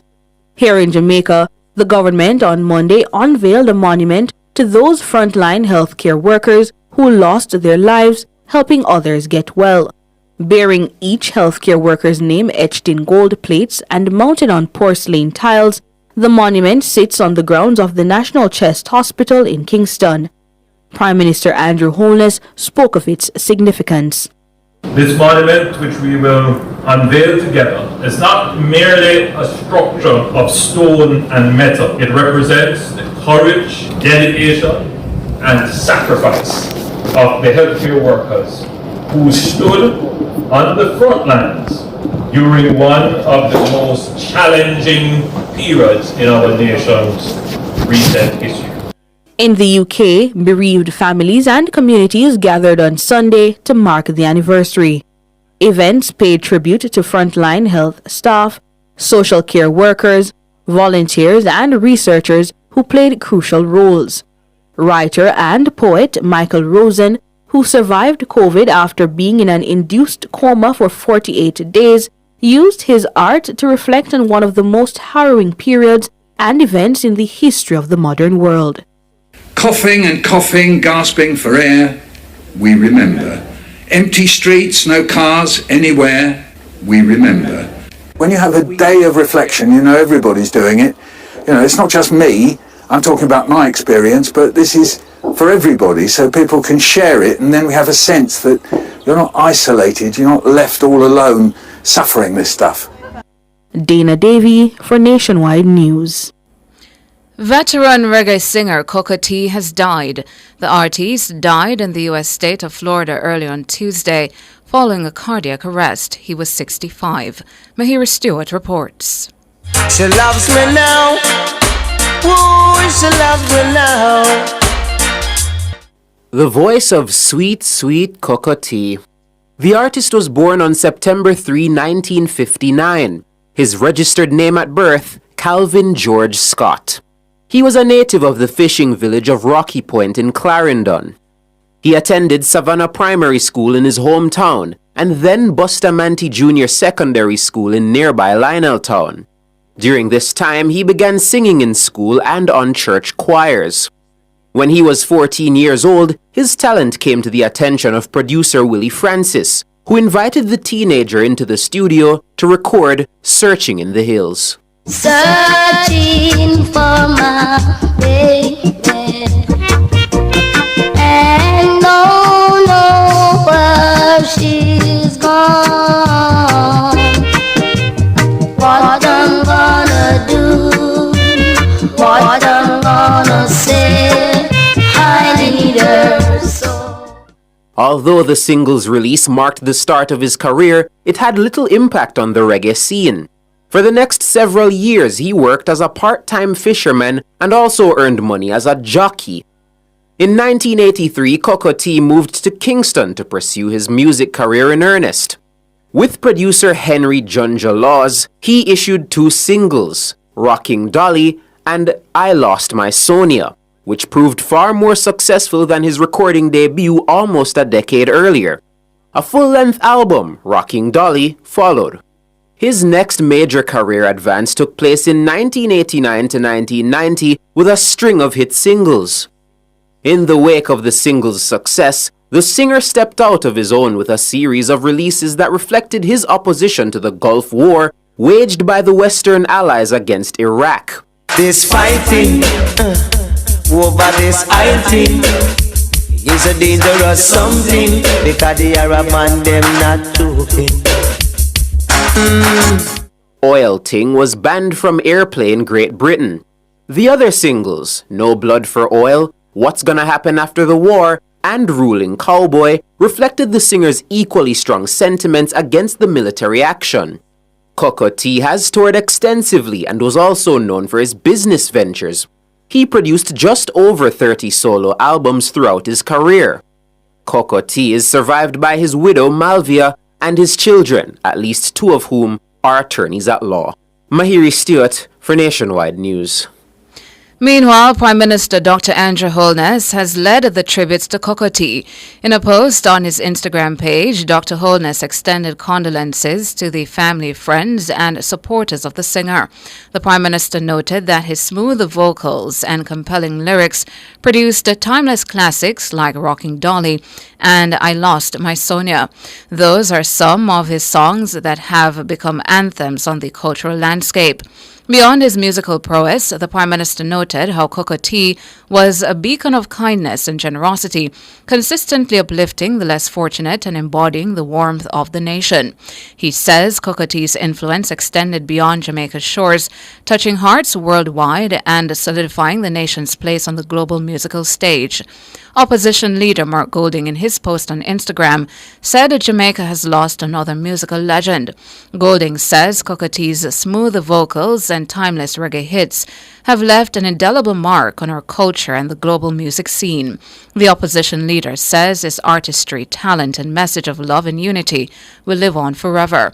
He says Jamaica's musical history is richer for Cocoa T's unmistakable voice and classic reggae anthems. Sociologist and development scientist Peter Espute says all donors should be made to declare their election campaign contributions. This follows an advisory from the Electoral Commission of Jamaica ECJ, reminding donors to declare their contributions to political parties and candidates. The requirement applies to any individual or entity donating $250,000 or more to a political party or candidate.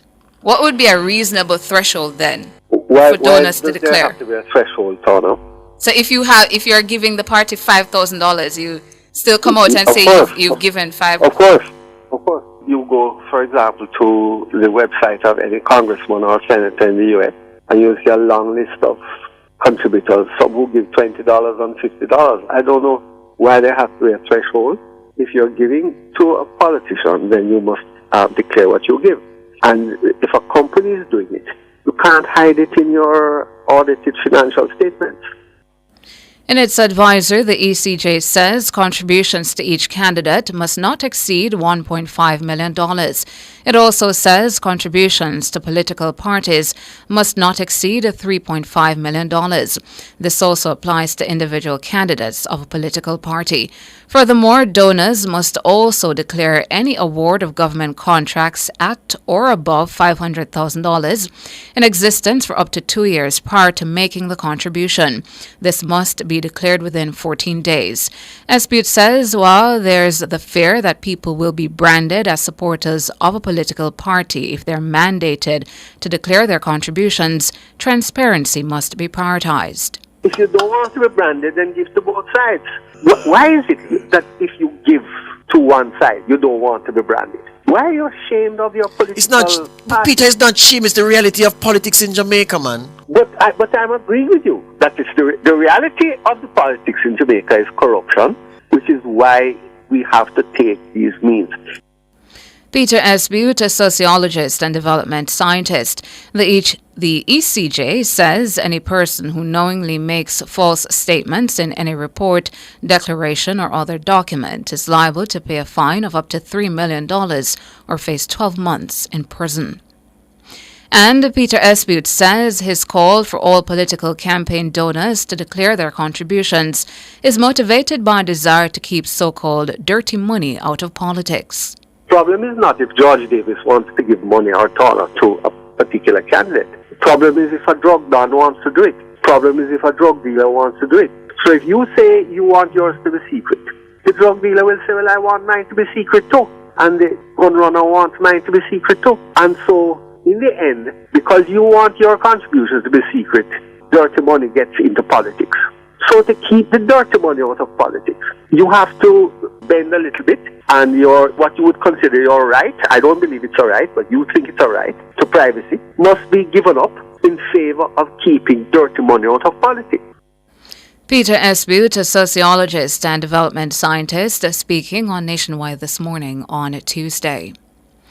Cleanup activities are underway at Leeds Primary School in St. Elizabeth following Sunday night's fire which gutted sections of the school and pushed classes online. School principal Christine Dawkins-Beadle said the affected areas are her office, a library, staff room, and a classroom. She said the fire destroyed records dating back to over 100 years ago. Oh my God, it's really a sad occasion right now. And definitely it would have affected us in us not having face-to-face school. Today would have been school day. The fire happened last night, coming into this morning. So our students are displaced at the moment. They are on the online platform.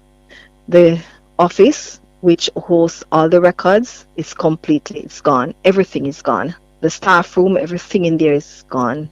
The library, which was recently renovated, just before we left, it was renovated. Everything, desks, chairs, all the books, everything is gone. So right now, I tell you, I don't even know. I'm just sitting here and I'm just lost. I'm lost. Fire Chief for St. Elizabeth, Kimar Brooks, said the investigation into the blaze is ongoing. He estimates that the loss is in the region of $50 million. Meanwhile, Member of Parliament for North East St. Elizabeth, Delroy Slowly, says the Minister of Education has committed to help rebuild the damaged sections of the school. Prime Minister Dr. Andrew Holness says that the new social housing program does not allow the government to take back the houses awarded to beneficiaries. The Prime Minister explained the process during a handover ceremony in northwest Manchester on Friday. The land on which the house is being built is not the government's land. So Evadni would have had to secure permission from the owners of the property to build on it. Now there was some confusion as to whether or not these houses, after they are built, can be taken back from the beneficiaries or used for other purposes. Once the house is built on land that is owned by someone else, then that house effectively becomes the property of the landowner, providing, of course, that there is no interceding contract. Effectively, Evadne owns his house. So just to be clear on that, the government cannot come and take this back, and neither do we want to. What we are trying to do is to give Evadne an asset that she can use to break intergenerational poverty. The Prime Minister says the program is guided by an oversight committee. So this program is established with a very strong governance component, meaning that we want to ensure that every dollar that is spent ends up right here. That's one. And secondly, we want to ensure that every dollar that we spend is spent on the right person, meaning that the beneficiary, Evadne, is genuinely in need. And so far, I think we have done a fairly good job in ensuring that the project is not just efficient, meaning it's delivering these houses on time, but it is also effective. It is actually satisfying a need. And so this project, we want it to be a symbol of the efficiency and effectiveness of the government. Prime Minister Dr. Andrew Holness. A 33-year-old man has been arrested and charged for assaulting a policeman during an incident at Spalding Town Centre in Clarendon on Saturday. He is Andrew Wilkinson, a farmer of Bryan's Land, Spalding, Clarendon. He has been charged with assault occasioning actual bodily harm and assault at common law. Reports from the Spalding police are about 11:30 a.m. Lawmen were patrolling the area when they saw Wilkinson, who was wanted by the police. The lawmen approached him and attempted to place him under arrest, which he resisted and proceeded to hit one officer in his face, causing bruising and swelling. He then pulled a weapon and advanced towards the officers in a threatening manner. He was shot during the altercation and taken to the hospital, where he was treated and released into police custody. A court date for him is being arranged. To regional and international now, regional news. The police in the Dominican Republic say the FBI has joined the search for a 20-year-old University of Pittsburgh student who went missing there nearly 1 week ago. The student, Shadishka Kananki, was on spring break in the tourist town of Punta Cana. She is said to have vanished in the pre-dawn hours of March 6. The hotel where she was staying says her disappearance coincided with a power outage that prompted multiple guests to head to the beach. Kananki, a citizen of India, is a U.S. permanent resident from Chantilly, Virginia. International construction work has started to dismantle the Black Lives Matter Plaza in Washington, D.C. on Monday. This following threats by Republicans to cut transportation funding if the plaza was not renamed. The intersection of 16th and H Streets, a block from the White House, was renamed Black Lives Matter Plaza in June 2020. The words were also painted in large yellow letters on the street as a rebuke to President Trump, who had deployed thousands of federal troops to the city to counter people protesting the murder of George Floyd by a police officer. The work is expected to take about 6 weeks, and the words will be replaced by an unspecified set of city-sponsored murals. The Associated Press spoke with some residents of Washington, D.C. on Monday. Among them was Diane Bradley. You can dig up concrete, but you can't erase history. We're not going to be erased. My mother died in 2017. I am so glad that she's not around to see this. Where's the pride in being a U.S. citizen anymore? Another resident, Richard Mattox, describes it as a setback. It was one way of letting us know that our contributions matter, that our black lives will always matter. We just happen to be at a point where there's been a setback. This setback is definitely setting the stage for a remarkable comeback. Richard Mattox, and before him, Diane Bradley, residents of Washington, D.C. And that's it for the news at 12. Up next, sports.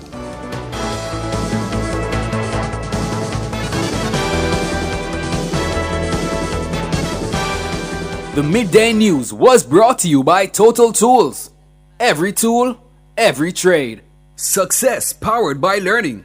The Time brought to you by Sandals Corporate University. Come grow with us is 12:21. Jamaica, the national budget is here and it affects you, your family, your future, your community. It's all connected. Now is the time to get informed and get involved. How will this year's budget impact your daily life? What opportunities and changes are ahead? Tune in on Tuesday, March 11 as the Honorable Favour Williams, Minister of Finance and the Public Service, presents the central government budget for fiscal year 2025-2026. The national budget is everybody's business. Jamaica, this is your future. Be a part of it. Visit mof.gov.gm for details. From the Nationwide News Network, comprehensive, up-to-the-minute local and international sports news, this is the Nationwide Sports at Noon.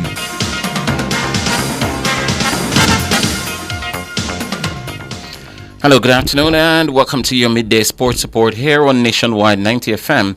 I'm Wayne Walker. Former champions Onyx Gardens and promoted Racing United produced a rare nephew Premier League classic last night at the Tony Spalding Sports Complex to bring match day 29 to a thrilling climax. In the end, the team shared the spoils in a 2-2 draw. Tajay Grant and Javon Basco, with a definite goal of the season candidate, scored for Racing. Folks, if you have not seen this goal from Javon Basco for Racing last night, please get a chance to see it. It was just out of this world. Now, Warner Brown bagged the league-leading 17th of the campaign, and Shea Smith netted a late equalizer to earn Arnott a point that keeps them behind. That's 10 points behind the leaders, Mount Pleasant Academy. Racing remains 7th on goal difference behind Waterhouse. You know, both these teams, Racing and Waterhouse, are clashing on Thursday down at Jerusalem. It should be real massive. Now, in the earlier game, Mobile United, they beat Chapelton Maroons by a 1-0 on a Chenille Thomas goal to close the gap on second place, Onyx Gardens. And the coach of Edith Dalton James, Omar Tapp, says he'll be rotating his players for today's game away to Hillel Academy in the Issa Tip Friendly Society Schoolgirls football competition. The Devaney Park-based school has so far won 4 of the 5 games they've played. They are awaiting a decision from Issa after their March 3 match against Stat was called off with them leading by 2-0 because a player from the Stats team refused to leave the field after she was shown a red card. Taff is certain of maintaining the undefeated record. It'll have very weak team. You expect to win, but I plan to play most of the players who don't get much playing time in this game. So that's my intention, which I prepare for this quarter-final round. I might go for even say 6 goals today. So I expect Taylor or they will plan to play most of the girls that don't get much playing time. So they won't really get the score as well that they normally get. That's Omar Taff. In all the fixtures, Campsill will play Old Harbour, Glenmuir will take on Central High, Garvey-Maceo against Fogo Road, Manchester High will tussle with the Cartridge College, and BB Coke will play Newell High. In yesterday's games, Belair beat Mount St. Joseph by 2-1. Homewood Tech blanked Mile Gully 9-0. Excelsior, they whipped Tivoli Gardens by 14-0. Immaculate beat Meadowbrook 3-0. Camperdown edged Campion 1-0. And Seaforth beat Titchfield by 3-0. Liverpool boss Arne Slot says his side will need to produce their best performance of the season to see out the French giants Paris Saint-Germain and progress to the Champions League quarter-finals. The Reds were second best for the majority of their last 16 first-leg game in Paris on Ash Wednesday, but they snatched a 1-0 victory thanks to Harvey Elliott's late strike. And it was a memorable result, but Slot knows it needs to be backed up with a big performance at Anfield today. I do think so, because this is the most complete team we've faced so far. And what I mean with complete is, okay, we've faced, of course, Arsenal and City, and it's not that there are big margins, but the intensity they play that with, combined with the quality they have, because, yeah, let's be honest, we are talking here about probably the richest club, or maybe there's one richer club a bit further ahead. But so they have so much quality and a great manager, because he lets the team play in a way that it's not easy to play against this team, and he brings the best out of every player, and he brings incredible work rate in the team. So that's why I think we have to be at our best. But, for example, we didn't have ball possession at all. City away, the other richest club in the world. And at home, we had a completely different performance against City than we had away. That's the Liverpool manager, Arne Slot. In other games today, FC Barcelona will take on Benfica. Barcelona leading from their trip to Portugal. Bayern Leverkusen, they've got a big lead. Well, they've got a big deficit to overturn against Bayern Munich. They meet at the Bayern Leverkusen Stadium. And Internacional of Milan will tussle with Feyenoord. They lead by 2-0. That's Inter.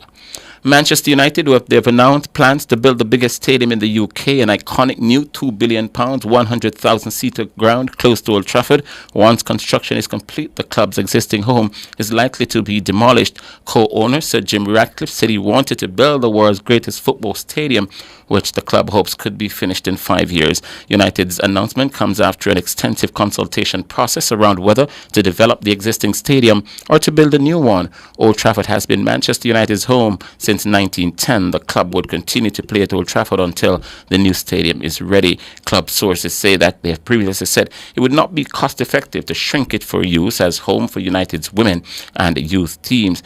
Architects at Foster and Partners, who will design the project, said the new stadium will feature an umbrella design and the new public plaza that is twice the size of Trafalgar Square. The design will feature the three masts described as the Trident, which the architects say will be 200 meters high and visible from 25 miles away. Manchester United, currently £1 billion in debt, are yet to say how they plan to pay for the stadium.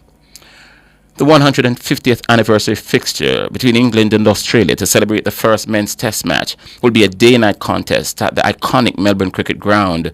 Cricket Australia said the one-off fixture will take place at the MCG, which has a capacity of approximately 100,000 from March 11 to 15, 2027. The MCG played host to the first test between the teams in 1877, with Australia winning by 45 runs before England won the second game at the same venue to tie the series at 1 apiece. The 100th anniversary of the inaugural test was also marked with a test match between England and Australia at the MCG in 1977. Australia won that game by 45 runs again. Cricket Australia Chief Executive Todd Greenberg said the match will be, quote, one of the greatest cricket events, end quote. Eddie Hearn denied boxing is broken after UFC President Dana White signed a deal with Saudi Arabian investors to create a new boxing league. Details of this league are unclear, with White declaring in some interviews they will rebuild boxing from the ground up and have their own world titles, while in others saying the league would focus on young talent. Hearn, one of the biggest boxing promoters in the world, took issue with White, suggesting boxing is broken. You know, I think it's great for boxing, to be honest with you. I've said before, I mean, we've known about this for a year now, and I don't know, the real substance of the plan. It's a bit, unclear. As I understand it, they want to, create a league and bring young fighters through and etc. But, for me, any time that someone like Dana White and a business the size of the TKO wants to get involved in boxing, it just shows you where we are. One thing I disagree with His Excellency and Dana White is boxing's not broken. Boxing's in a great place. It always has been, and there's always ways we can improve it. But at the moment, the fact that Dana and those guys want to come into boxing shows you where boxing's at. And at the moment, I think it's well surpassing MMA, to be honest with you, with the fights that are getting made, the narrative, the noise that it's making. So, yeah, I think it's very exciting times. That's a charismatic British boxing promoter, Eddie Hearn. White will partner with a Turkish Alaska Sheikh, chairman of the Saudi Arabia General Entertainment Authority, who has spearheaded the Saudi investment in boxing in the last 2 years. The new outfit will fall under the TKO banner, which owns the UFC and WWE. The UFC uses a league system in MMA, signing fighters to long-term exclusive deals and having their own promotional world title. TKO is expected to take over the operation of some of Saudi's major boxing events, including the mooted super fight between Saul Canelo Alvarez and Terence Crawford, set for September in the fighting capital of the world, Las Vegas, Nevada. And that will do it for your midday sports report here on Nationwide 90 FM. Sports is going to be back on this station, at 5:25 this afternoon. Until then, I'm Wayne Walker. Enjoy the rest of the afternoon.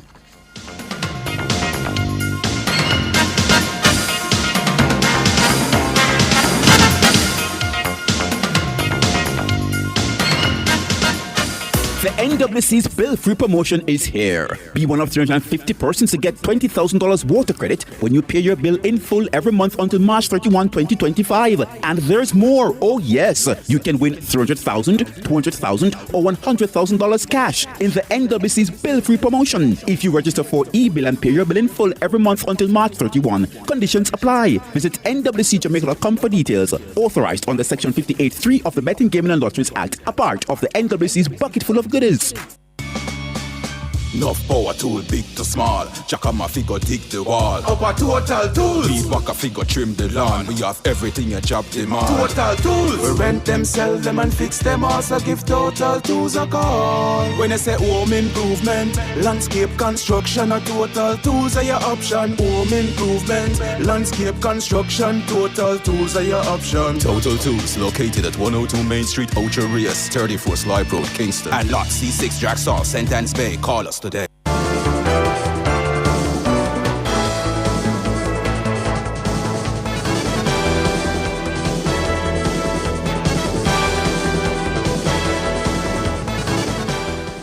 To recap our top stories making the nationwide world at noon, today marks 5 years since COVID-19 was declared a pandemic.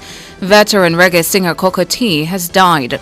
Sociologist Peter Esbute says all donors should declare election campaign contributions. I'm Tona Thomas. You can find the news on our website at nationwideradiojm.com and on the Nationwide app, available on Google Play and the App Store. Major news next, following the live broadcast of the budget presentation. Good afternoon.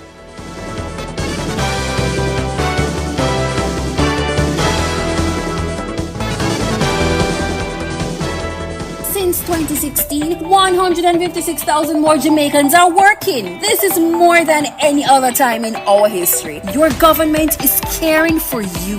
The time brought to you by the Office of the Prime Minister is 12:32. Big news! The Big Bite Food Safety Show now airs on Nationwide 90 FM with your host, Alison Richards, the Food Safety Girl. Join Alison every Tuesday from 1 to 2 p.m. as she serves up expert advice, tips, and insights on everything food safety. Stay informed, stay vigilant, and remember, food safety is everybody's business. Don't miss a bite of the action. Tuesdays at 1 p.m. only on Nationwide 90 FM, the new revolution in media. This week's episode takes you behind the shelves, ensuring your supermarket food is safe.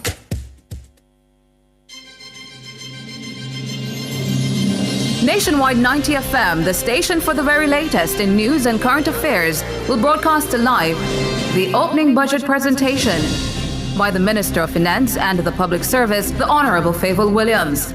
On Tuesday, March 11, the Honourable Favour Williams will put forward the government's plans to finance the budget for 2025 to 2026.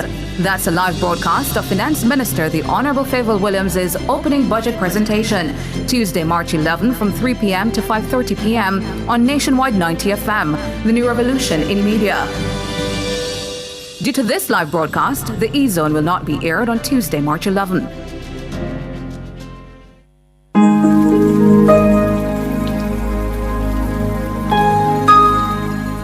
Hi there. Here's some good news for these trying times. Quote, "By God's word, I can see where I'm going. They throw a beam of light on my dark path." Unquote. Psalm 119, verse 105. Listen for God's Word weekdays at 5:45 a.m. and 12:55 p.m. through Oasis. Stop by for a refreshing drink and share a God perspective for the day. Oasis, weekdays 5:45 a.m. and 12:55 p.m. right here on Nationwide, a revolution in media. The rebroadcast of the Oasis can be heard weekdays at 5:45 a.m.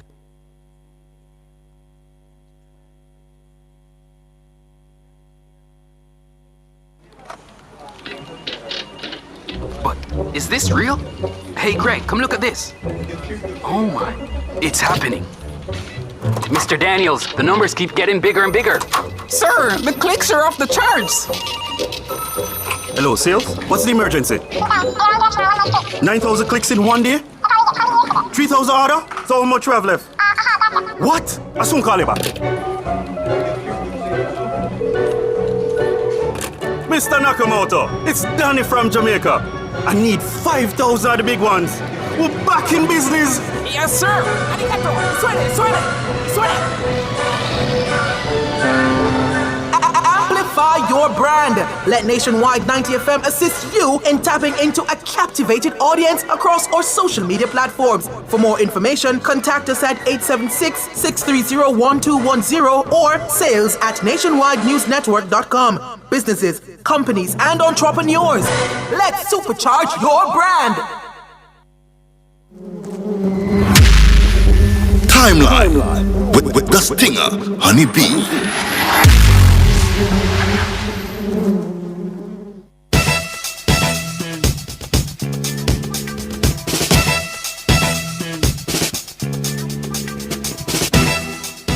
Good afternoon, 12:36. And it's all about what's trending now on the timeline with a sweet one, Honeybee. Good afternoon. Good afternoon, Cliff. How are you doing today? Good, my good. You? Very well. Yes, I'm fine, thank you. Good. Yes, indeed. So on the timeline today, we have to kickstart with some sad news. Oh. Yes, you would have learned of the passing of the legendary singer Cocoa Tea. Now, iconic reggae singer Cocoa Tea, known for his smooth vocals and timeless hits, has died at the age of 65. Very young. Yeah. Indeed. He passed away this morning in Fort Lauderdale, Florida, after suffering cardiac arrest. He was diagnosed with lymphoma in 2019, but had been struggling with pneumonia for the last 6 months, according to his wife, Malvia Scott. Now born Colvin George Scott on September 3, 1959 in Clarendon, Jamaica, Cocoa Tea was a beloved figure in reggae music. Caribbean National Weekly shared that his career took off in the 1980s with classics like Rocking Dolly, I Lost My Sonia, and Rikers Island, a song that resonated deeply with the Jamaican diaspora. He gained even more notoriety in 2008 after releasing a song titled Barack Obama. You remember that one? In support of the U.S. presidential candidate by the same name. Throughout his career, Cocoa Tea remained a pillar of roots reggae and lovers rock, collaborating with legends such as Shabba Ranks, Barrington Levy, and Buju Banton. His music often carried messages of social justice, love, and Rastafarian faith, solidifying his status as a cultural ambassador for Jamaica. Now, Jamaican Prime Minister Andrew Holness paid tribute to the late singer, acknowledging both his artistic contributions and his generosity. He said, his smooth vocals and compelling lyrics gave us timeless classics like Rocking Dolly and I Lost My Sonia, songs that have become anthems in our cultural landscape. Beyond his musical genius, Cocoa Tea was a beacon of kindness and generosity, consistently uplifting the less fortunate and embodying the warmth of our nation. As we mourn his passing, let us celebrate the rich legacy he leaves behind, a legacy of melody, compassion, and cultural pride. May his soul rest in eternal peace. End quote from the Prime Minister. Now, Cocoa Tea's impact extended beyond Jamaica, with his music earning international acclaim. His legacy, both as an artist and humanitarian, will continue to influence reggae music for years to come. And not just reggae music, but he also influenced R&B and hip-hop, rap. Cocoa Tea did live a full life, and he toured, and he held that banner high. He was indeed a cultural ambassador, and it's very sad to learn of this news this morning. Is there any particular Cocoa Tea song that you... Stop look for me, so, because I live in Jamaica. You understand? Rocking Dolly. Rocking Dolly? Okay, so first I'm going to play Holy Mount Zion, right, for Cocoa Tea, and then we'll take a listen to Rocking Dolly. All right. Here we go. Holy Mount Zion, I'm coming home to you. Holy Mount Zion, I'm coming home to you.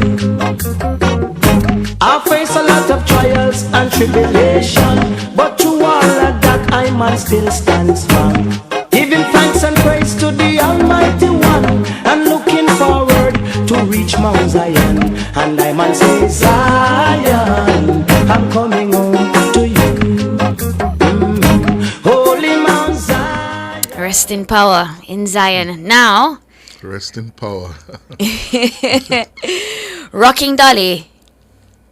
Yes? Mm-hmm. All right. Okay. So Kevin is getting that lined up for you. Is there any particular reason why? The melody. The melody. Because he was a melody man, you know. Yes. You understand? He's a melody man. A sweet, sweet, sweet cocotte. Okay, that's what we're talking about. Here we go.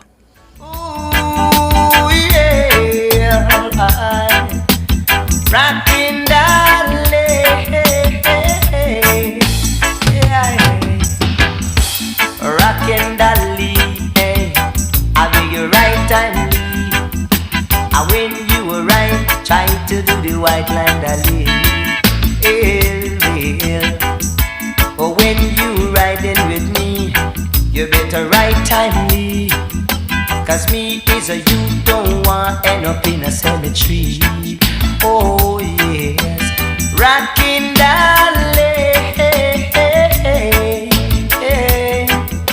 Rockin' Dolly.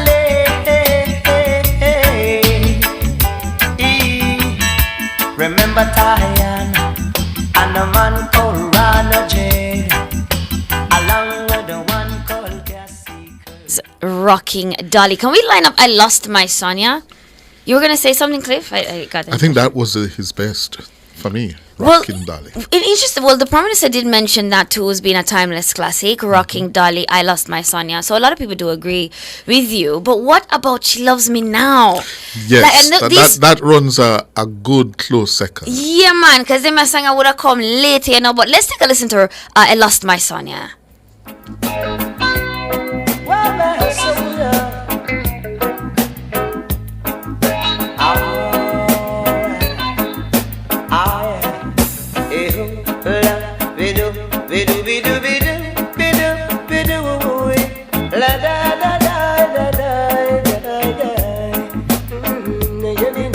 Yes, I lost my Sonia and she's gone away.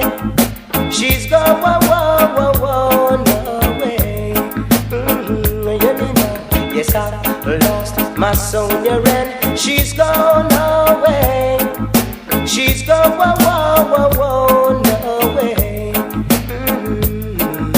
I left her at my home. Classic breakup song right there, right? So we're gonna skip to 1994. She Loves Me Now, Cocotte. She loves me now. Ooh, she loves me now. She loves me now. Whoa, she loves me now. And I sing glory, glory, hallelujah. Got to give thanks and praise unto the Father. A long time I man walk with little daughter. She loves me now. Woo, she loves me now. She loves me now. Woo, she loves me now. After me talk to the mother and the father, send love letters with the brothers and sisters. Them a talk out. So we're getting a request here in the YouTube chat from Danielle Richards. Says, Honeybee, play Go Home to Your Mama. You remember that one? Mm-mm. Yeah, that's a strong one, you know. Find it for me there, Kevin. Because it was talking about age and appropriateness, you know what I mean? Because Cocotte was a man that stood on business, and he was saying to this girl, you're too young. You understand this? You're not of the age, okay? Mm-hmm. Go home to your mama. Man, are you ready? Here we go. Now this one is designed for 18 and over. Over, say 18 and over. Over, yeah. Hey, girl, won't you go home to your mama. Your mama, go home to your papa. Your papa, you're too young to be my lover. To be for me lover. Whoa, you must be 18 and over.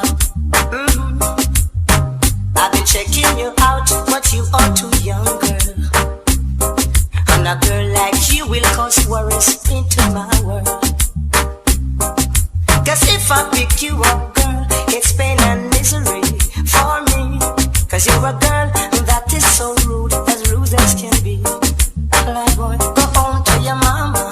Your mama, go home to your mama. Very good messaging. Very You understand? good What the man principle. them need to hear this? Right? And that was what? 1994. Yeah. 1994. Still very relevant today. Indeed. All right, so we're going to go for a break. We'll be right back. My hands were steady, my eyes were clear and bright. My walk had purpose, my steps were quick and light. Guilty. Outperform, outlast. Guilty. With top performance. Guilty. Jackama. Reliable. Full stop. Not comma. We have the expertise for drilling and demolition. We have the power tools for plumbers and electrician. Fancy select tools, 3 parts and 3 repairs. 3 parts, 3 repairs. In 2 to 3 years. Hilton. Available at Delta Supply, 106 Hagley Park Road. Call us at 876-302-6111-4. Delta Supply. We service what we sell. Nationwide 90 FM, the station for the very latest in news and current affairs, will broadcast live the opening budget presentation by the Minister of Finance and the Public Service, the Honourable Favour Williams. On Tuesday, March 11, the Honourable Favour Williams will put forward the government's plans to finance the budget for 2025 to 2026. That's a live broadcast of Finance Minister the Honourable Favour Williams' opening budget presentation, Tuesday, March 11 from 3 p.m. to 5:30 p.m. on Nationwide 90 FM, the new revolution in media. Due to this live broadcast, the E-Zone will not be aired on Tuesday, March 11.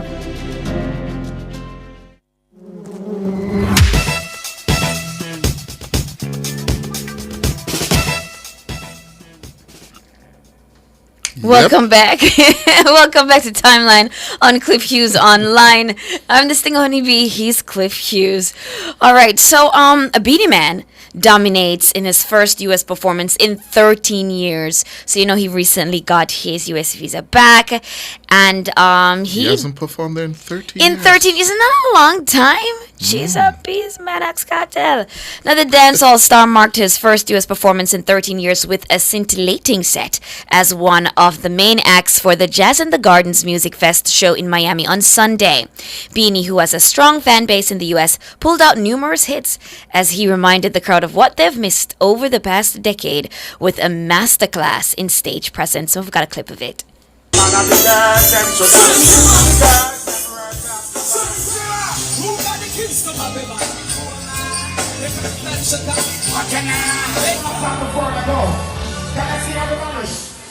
I'm not gonna overstay my time because I want to come back next year.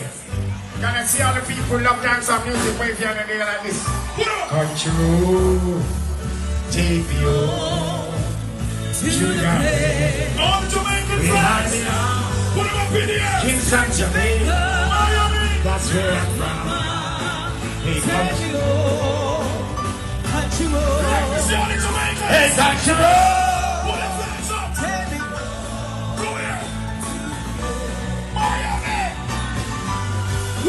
Get started! Can I see everybody waving 2 hands in the air like this? Put your hands up!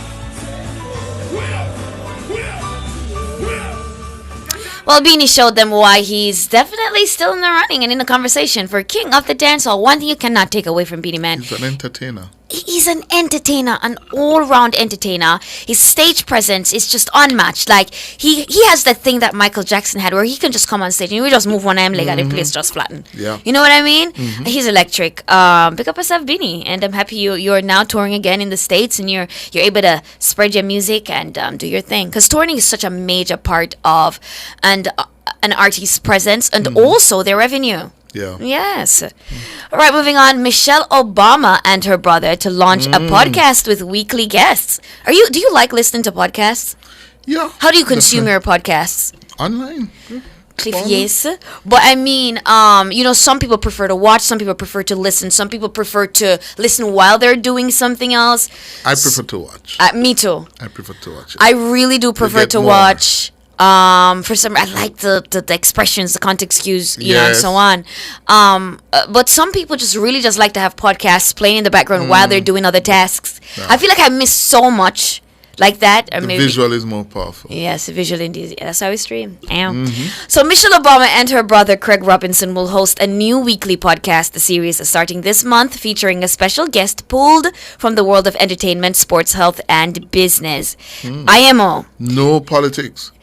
Well, you know, the politics are going right. It don't go hard. I know they said world of entertainment, sports, health, and business, but some politicians are businessmen. Mm-hmm. I mean, and some businessmen are politicians. Yeah. I don't know.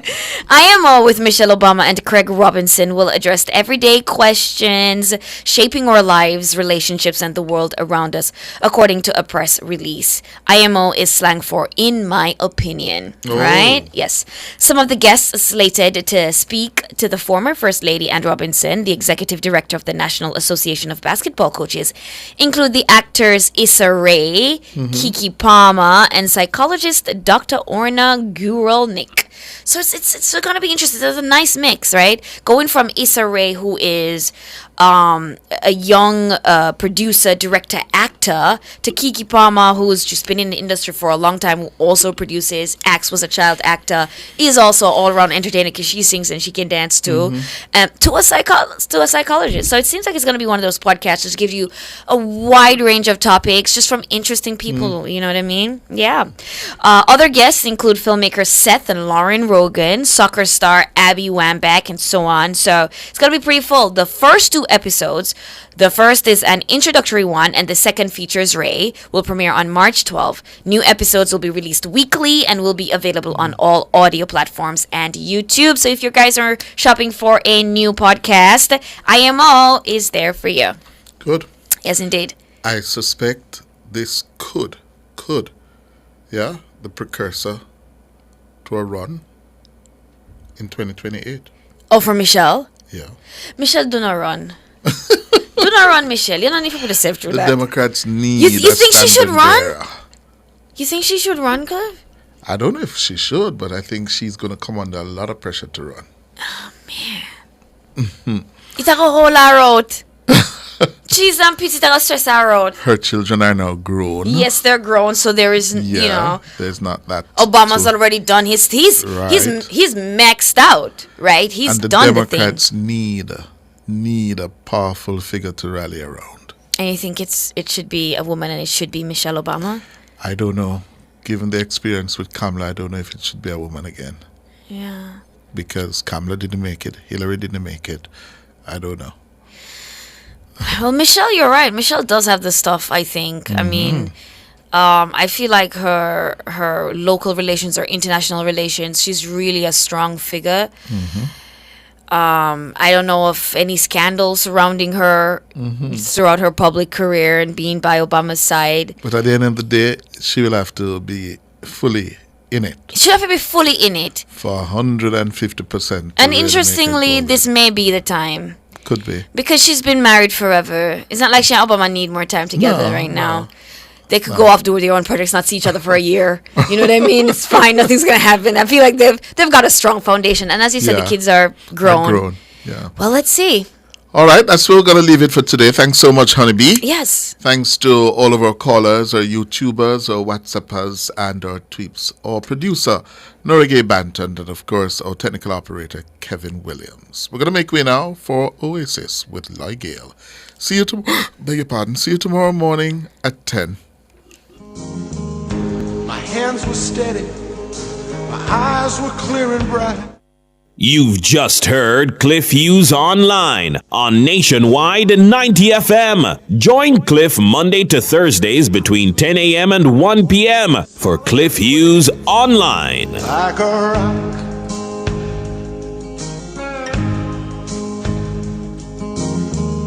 My hands were steady, my eyes were clear and bright.